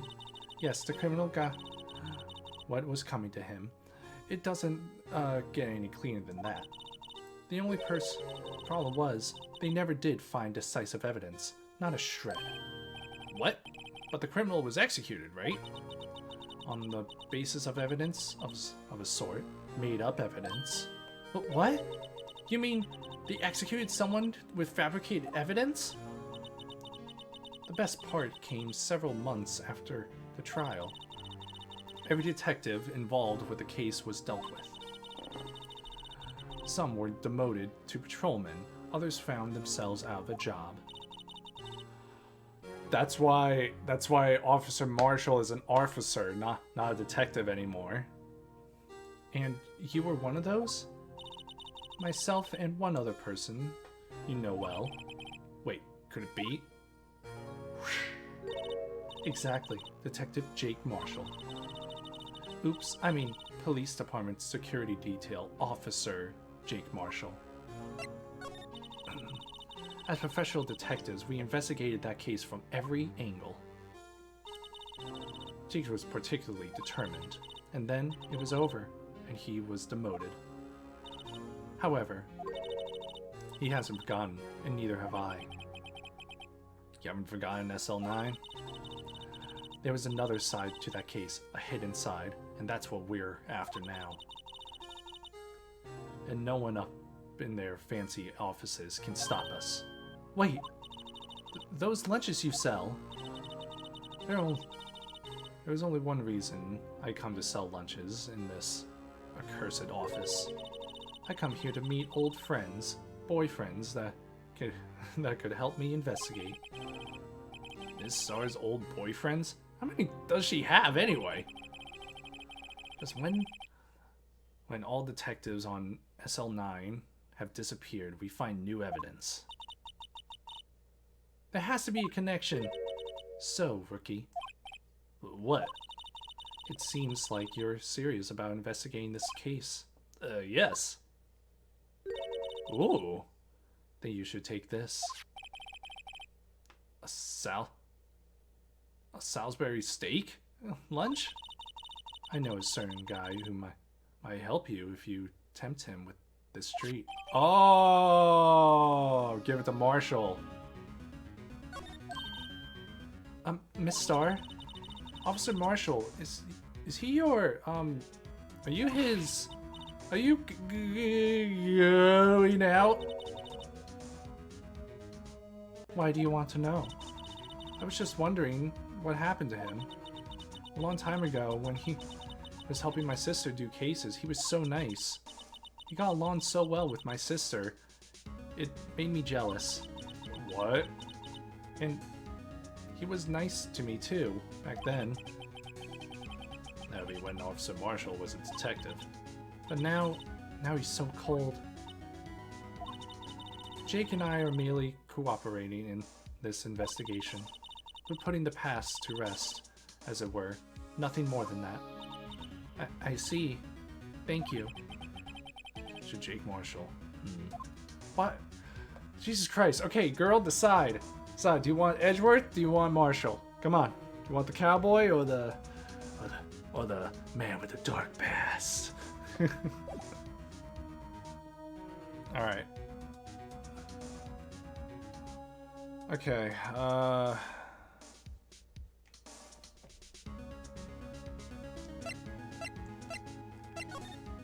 right. Aha, a ladder. No, that's a step ladder.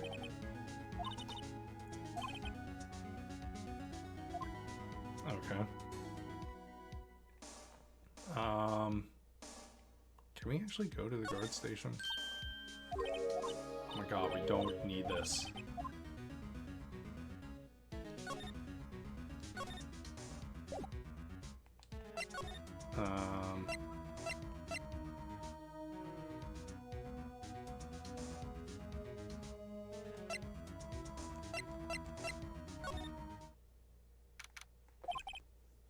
It's even busier here today than it was yesterday. The detectives are running around so fast they're blurring. I suppose it makes sense. The detective did get killed here, after all. So the evidence room to scene of the crime. According to the pamphlet we got at the front desk, here it is. She's like a kid at an amusement park. Oh, real crime scene. Let's go take a look. Oh, great. Guard station? What's with the decor in this place? It's very eccentric. According to the pamphlet, this is the guard station for the evidence room. So beyond that door is the evidence room. The scene of the crime. Sure seems that way. Oh! What's wrong? It's those cacti. They're so prickly, so imposing. It's hard to think straight. If you can't handle a cacti, stay out of the desert. What I want to know is if this is a guard station, where's a guard? I have a feeling I know who he is already. Huh. Alright.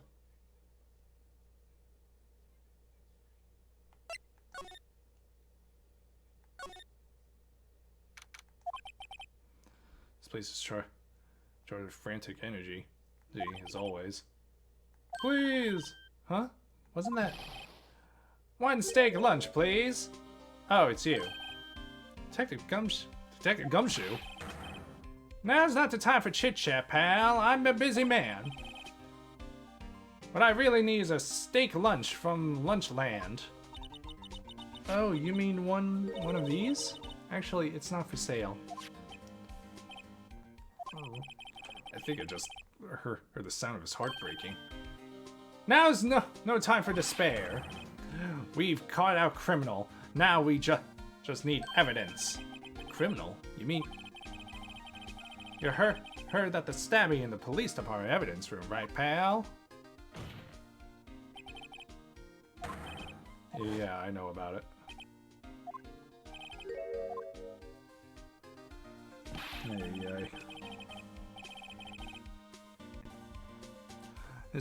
It's the biggest scandal to hit the station in ages. Everything's topsy-turvy. But Detective Gumshoe, who was it? Listen, pal, all I know is I need a steak lunch pronto. Standing around here isn't going to fill my belly. Hee. Wait, don't leave. If you want to know more, head on down to the detention center, pal. Questioning should be over, so I figure he's down there having a good cry. Later. God, who did it? God, who is it?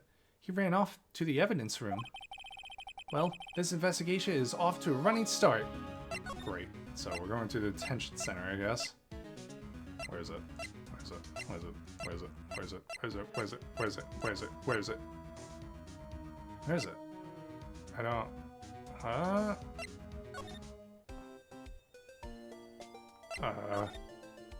Oh, okay, cool.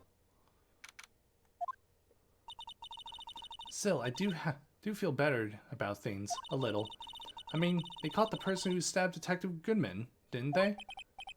Yeah, I guess they did. Best not go too far down that road right now. Things will just get confusing. Wah! What was that? That's what I'm saying. Me, a perpetrator? I'd say I was perpetrated again, sir. That's what I'd say. What? Oh no! Hi, greetings. Wait, I know who you are. Yep. Officer Meekins. So, you're guard here in the detention center? No, sir! No, I'm not, sir! I'm a little lost patrolman. A little lost lamb, sir. Oh, I get it. You're here to deliver a report. No, sir, how should I say this? Wait, he isn't... Is he? You... Officer Meekins. You didn't... Did you? Perpetrator Officer Meekins reporting, sir! What? What? Now this is an unexpected turn of events. Okay. Alright.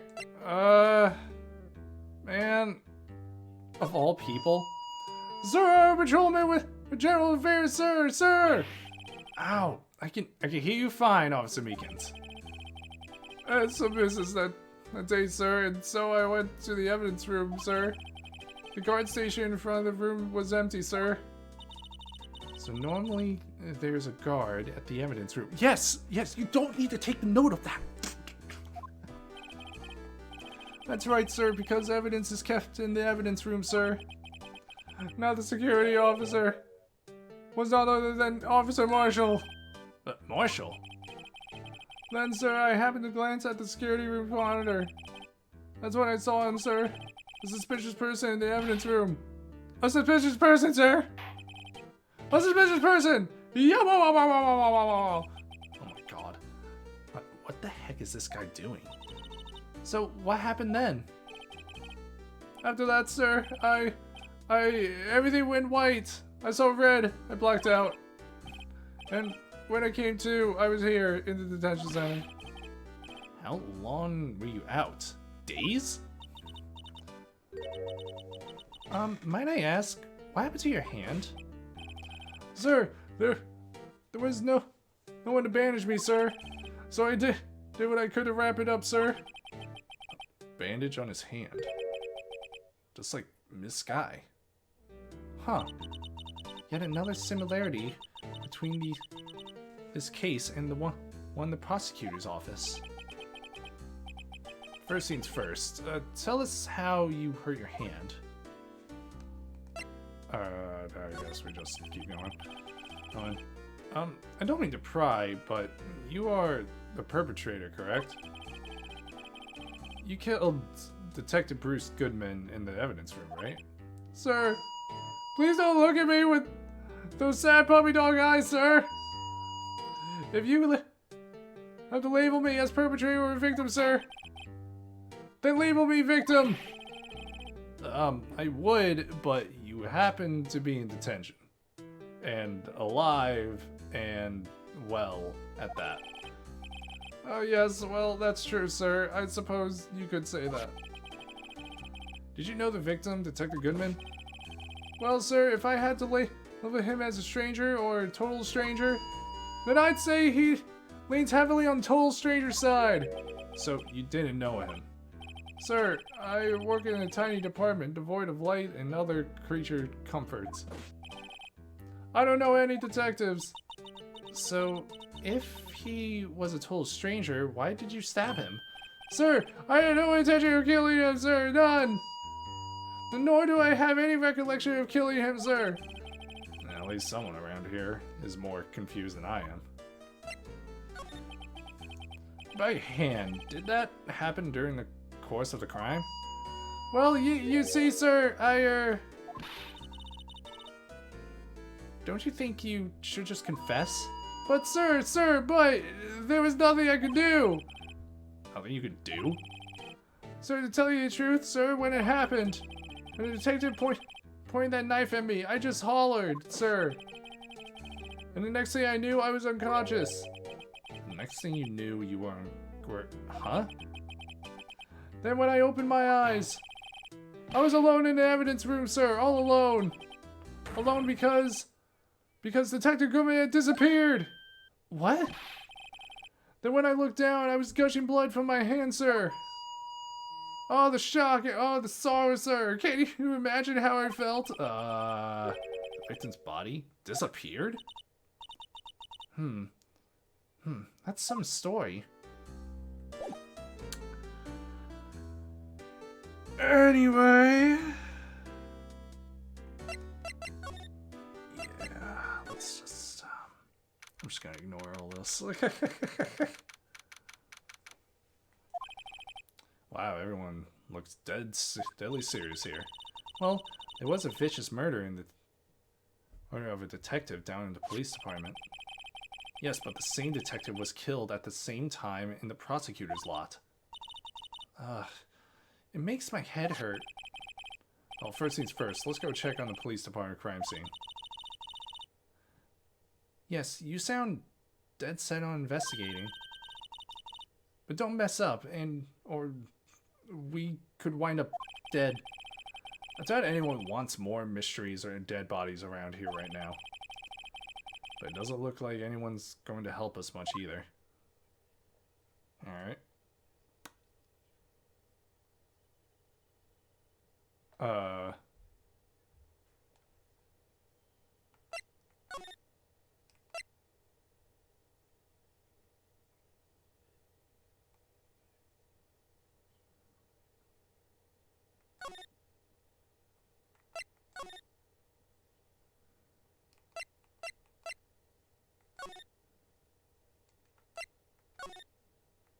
What the hell?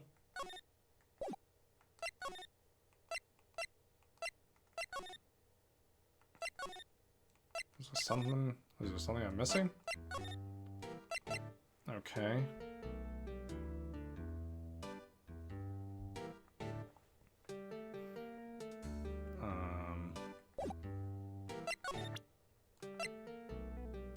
Maybe this'll help. Do you think you could take a look at this? Hey! That's it, sir! That's it! That's it! That's what? My head was a blank until this very moment. But sir, now I remember, sir. You mean you remember what happened? Correct, that card was the cause of it all. This ID card? Exactly, sir, that's exactly it. Nothing could be more exact, sir, nothing. I'd better pray into this one little deeper. More prime details. Can you tell me what it is you do remember? Well, sir, you might say I'm a lost little patrolman, a lost little lamb, if you will. Oh my god. I didn't know Detective Goodman who was in the evidence room, and that's why you thought he looked suspicious. Sir, I entered the evidence room and asked the man to show me his ID. Well, that sounds pretty much by the book so far. That's right, sir. Sir, that's what I've been trying to tell you. So, you asked Detective Goodman to show his ID card. What did he do? That's the thing. Suddenly, he pointed a knife at me. Wait. There were 4 of them. Who is the 4th guy? I just thought of that. Who is the 4th guy? Shit. What? Sir, I assure you I was as flustered as you are right now. So I whooped and leapt at him. Detective Goodman pointed a knife at him. Do unto the others before they do unto you. My own father's words, sir. What happened then? Well, sir, everything went white. When I awoke, I was here. Right. So Officer Meekins, why was it that they arrested you? What do you mean, Emma? Well, let's look at what we know.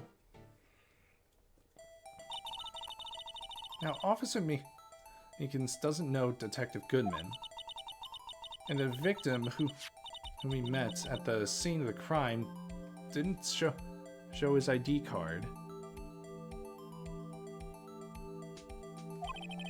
In other words, we have no way of knowing if the victim was really the victim. If this body just disappeared from the evidence room, we don't even know if anyone actually died. That's it, sir, that's what I wanted to say. That is, I did say something along those lines. Huh? But you still end up here. You told me that there had to be him, sir. Sir, on that day at the time. Detective Goodman was definitely in the evidence room.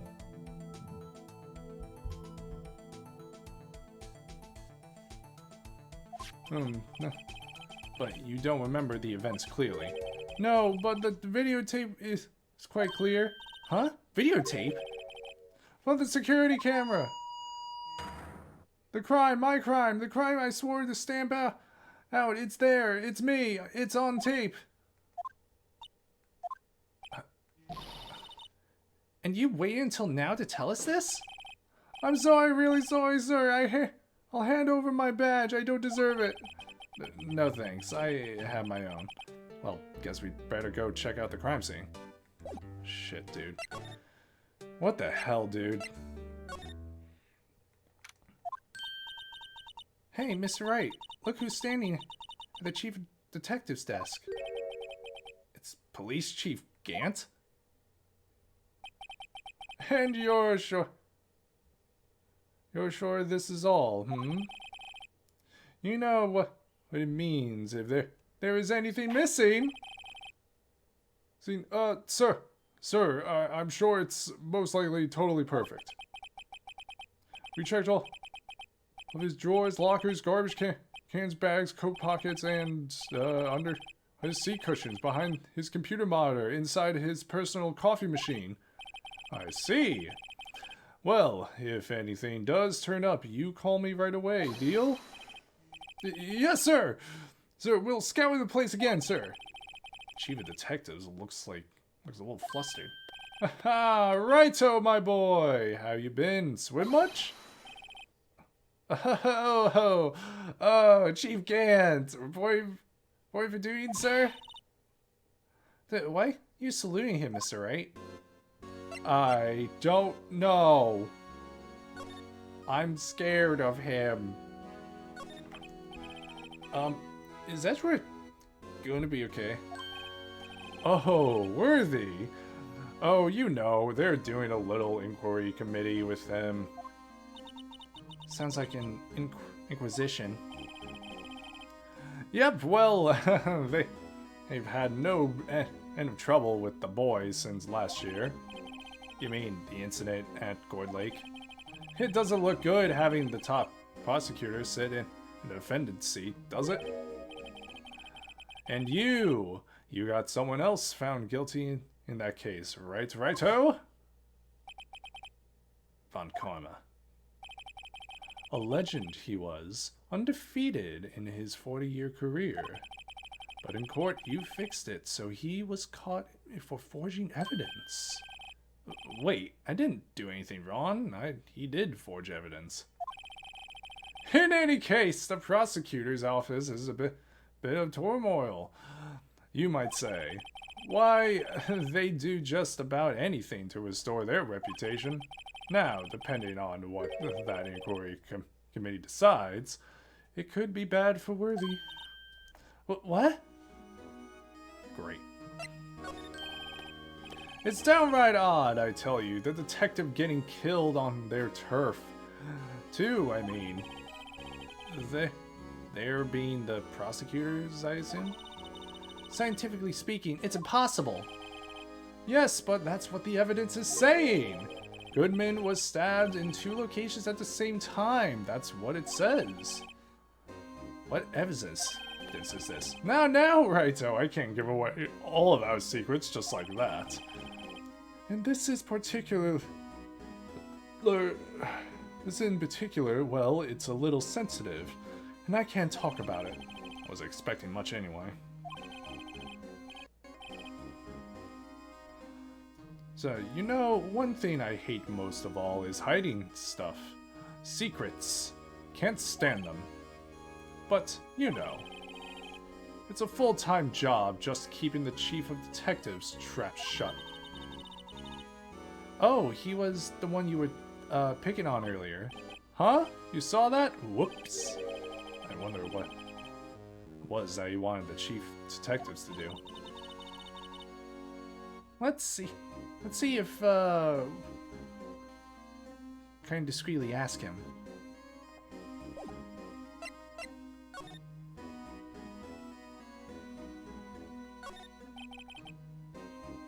Oh, sorry you had to see that. Yeah. Oh, what exactly did the chief of police want you to do? Well, see over there, that's Goodman's desk. He wanted me to check it for anything that might be a clue.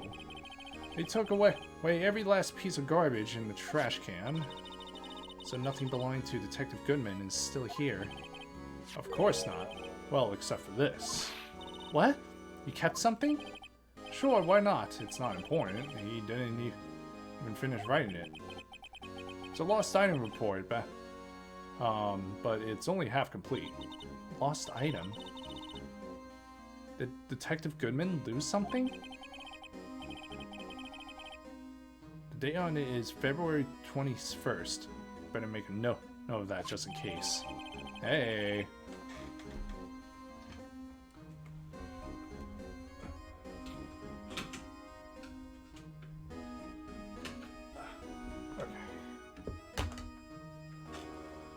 Alright. Should really get back to investigating the police department crime scene.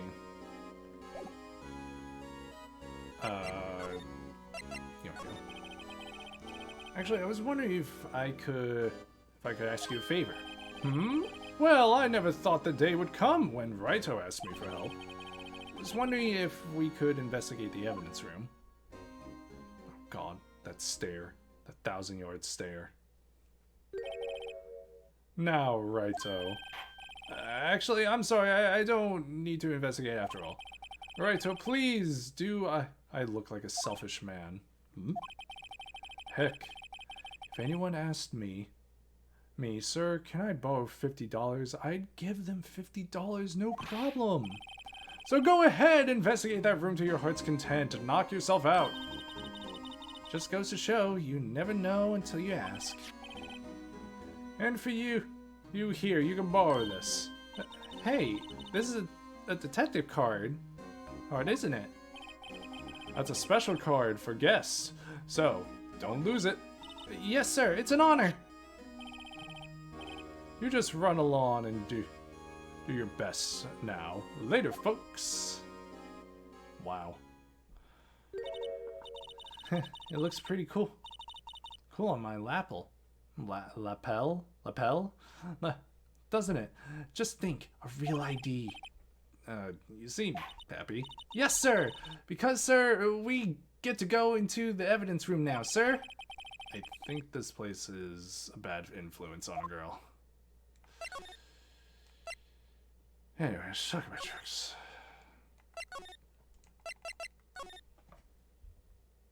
Alright,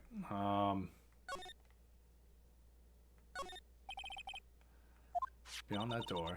And we have the ID card from Chief Gant. Let's just walk in. It won't open. Aha, the card reader is turned off, see? What is that security guard thinking? Howdy, partners. Well. What's made my Bambina's sky? Yeah, the sky is so gray. Oh my god.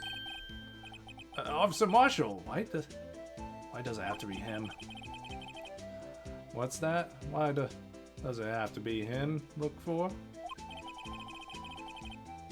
As you may have surmised, this here is my saloon. We're here to investigate the crime scene. Yeehaw! That card you got there on your chest? That's better than a sheriff's badge in these parts. Yeehaw? Well, what you standing there for? Get along, little doggies. The crime scene's awaiting. Beep. Looks like the card reader's on again. Over here, I was wondering if we could ask you some questions. Sorry, cowboy, but I got no mind to tangle with you hombres. You're busy, then? Did I say that? I only said I didn't wish to speak with you. Actually, you said you had no mind to tangle with us hombres.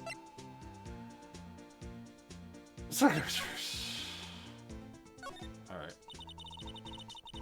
I was wondering if we could talk to you. Sorry, Bambina. But I'm off to roam the lands like a tumbleweed in a wild prairie.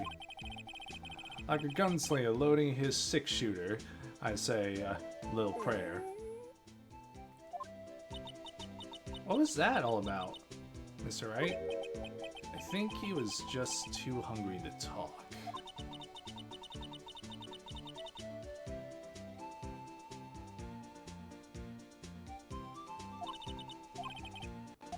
Oh, okay, here we go.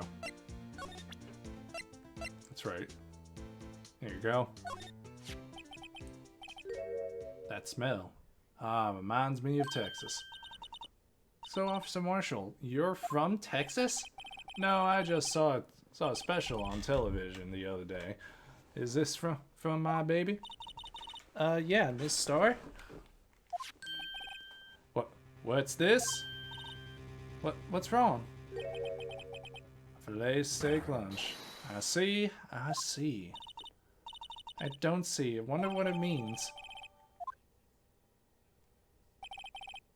Alright, Bambini, you win. Ask...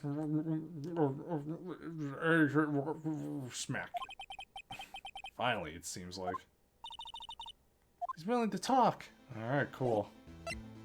Alright, now let's ask. Officer Marshall, you're in charge of the security for the evidence room, right? You got good eyes, partner. It's an easy job, and I'm grateful for it. Actually, Officer Meekins at the detention center told us, that poor little doggy. Poor guy, I kept getting his name wrong and calling him Meekly. So, you told us something. You said that when the stabbing occurred, you weren't at your station. Well, maybe I shouldn't be telling you this, but since I got demoted from detective 2 years ago, well, it might not look it, but I lost my fire for the job, you know? So, what were you doing around 5:15 when the murder took place? Well, I reckon I was galloping down the highway on the back of my steed, Zippy. Note, he is riding down the highway with his horse named Zippy. I bet it's not a horse. There's no need for people here anyhow. These newfangled machines do a bang-up job of keeping an eye on the place. You mean the security camera system? I don't take the machines much. Kind of like that stewed broccoli they snack in next to your steak. You sneak in next to your steak, you know? Okay. Miss Star told us something. She said that you were a detective until 2 years ago. It was always my dream to be a rawhide wrangler on the scene of the crime. It's all gone now, like a drinking hole in a prairie fire. You're still investigating the SL9 incident with Miss Star, aren't you? That was my case. It's all solved on the record books, but it smells like a bad game of poker. I can't let it go.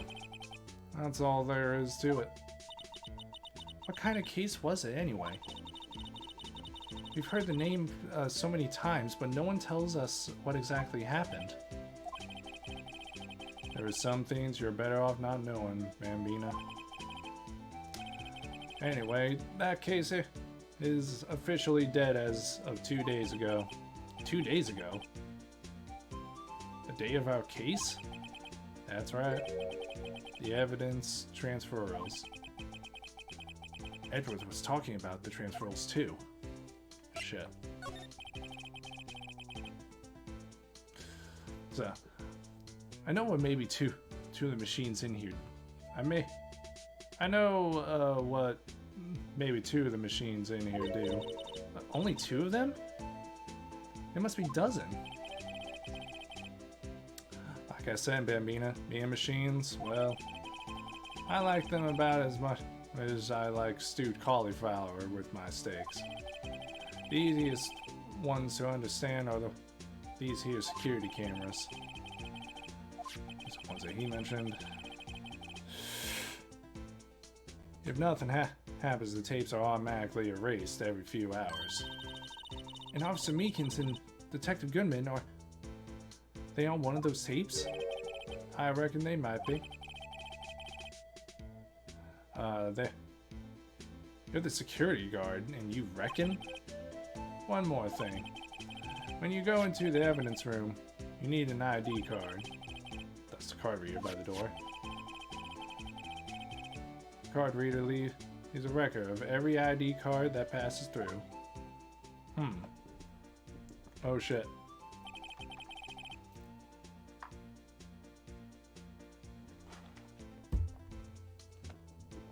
I'm sorry. Whose ID code is all 7s? Hey. Seen that somewhere before. Sorry, Bambina. You know, I can't show you more than that. Huh? I haven't heard rather this is related to the case yet. Mr. Wright, I saw a on that record just now. I've seen that number before. Maybe there's some way I can prove that record is tied to the stabbing. Sorry, but could you explain what this whole transferal thing is about? We keep only evidence from solved cases in this room. They're kept on here under the presiding detective's supervision for 2 years. So we can reinvestigate them if it turns out there was a mistake, see? So what happens to the evidence after 2 years? It goes to sleep forever in the underground vault at the county sheriff's department. That's what we call transferal. We do it every February. I see now. Transferal is like a funeral for old cases. 2 years after a case is solved, it's closed forever, dead. Never to be reopened again, never to be reinvestigated. And that happens to SL9 2 days ago. Alright, I guess I have to present something to him. Here, this was on. See this? This is the victim's ID card. Ah, and the one that was on the ground in the parking lot. Number on this is 5842189. Officer Marshall, show us that ID card record again. Yep, stuck in the last one. Look, the 4th number. It's a perfect match. It was used at 5:14, right before the stabbing. Wait a second. It also shows Meekins was in there twice in one day. What's more, there are only one of them cards in the world. So, when the incident occurred, Detective Goodman was in the evidence room. But wait, what did Officer Meekins say? In this room and asked the man to display his ID. Okay, so he didn't show it. Pulled a knife on him. Huh. Hold on, why were you pointing a knife at Officer Meekins? Alright, compadre, you win. I guess I can give you this ID card. I've got an idea. Maybe we should show this list to other people with IDs here. So, should I...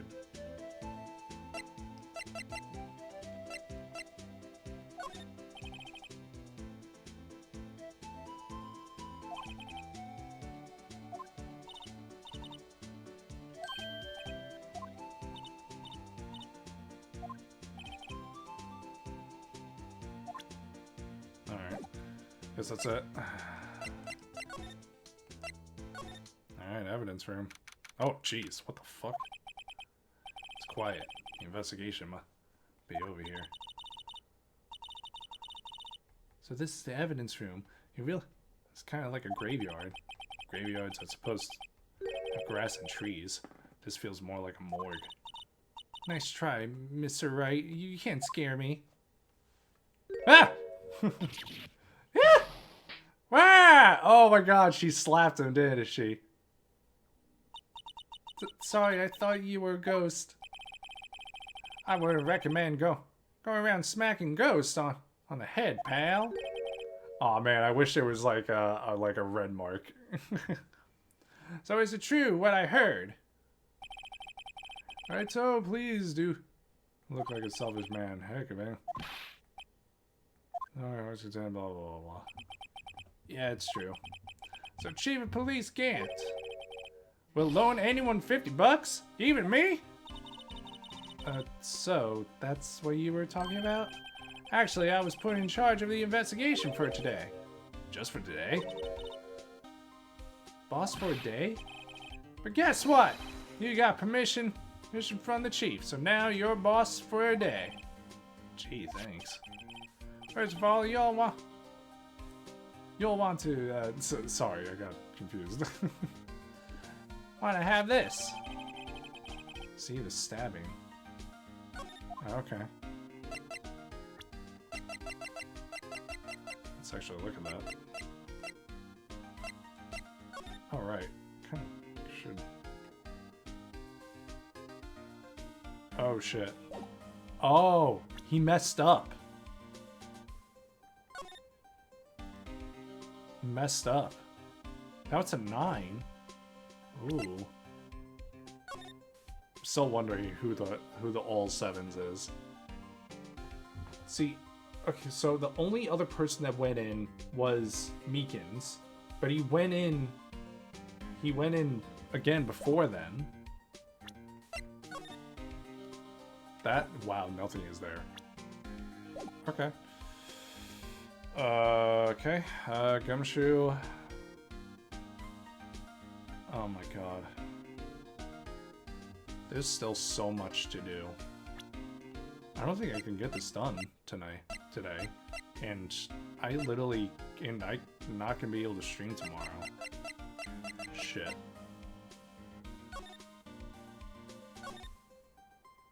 Well, yeah, so sadly, I think I'm gonna have to end the stream here today. To a bit of my dislike. So yeah, but yeah, so Thursday we'll continue this. We'll most likely finish it as well. And then if we finish before like a 5 or 6 hour mark, then I'll go into the new Pokemon Snap right after. But yeah, we're definitely gonna finish Phoenix Wright 1 Thursday. Yeah, definitely. So that's what's gonna happen. So if you haven't already, follow me here on Twitch, so that way you get notifications of when I start streaming. Also subscribe to my YouTube channels. You can probably find them on Ice Cream Man 301, but right now they're named Ice Cream Man Gaming and Ice Cream Man IRL. One is for my past streams, one is for live content. You can also follow me on my social media pages as well. Oh my god. Okay, so till Thursday, this is Ice Cream Man 301 saying see you all next time when I pass by.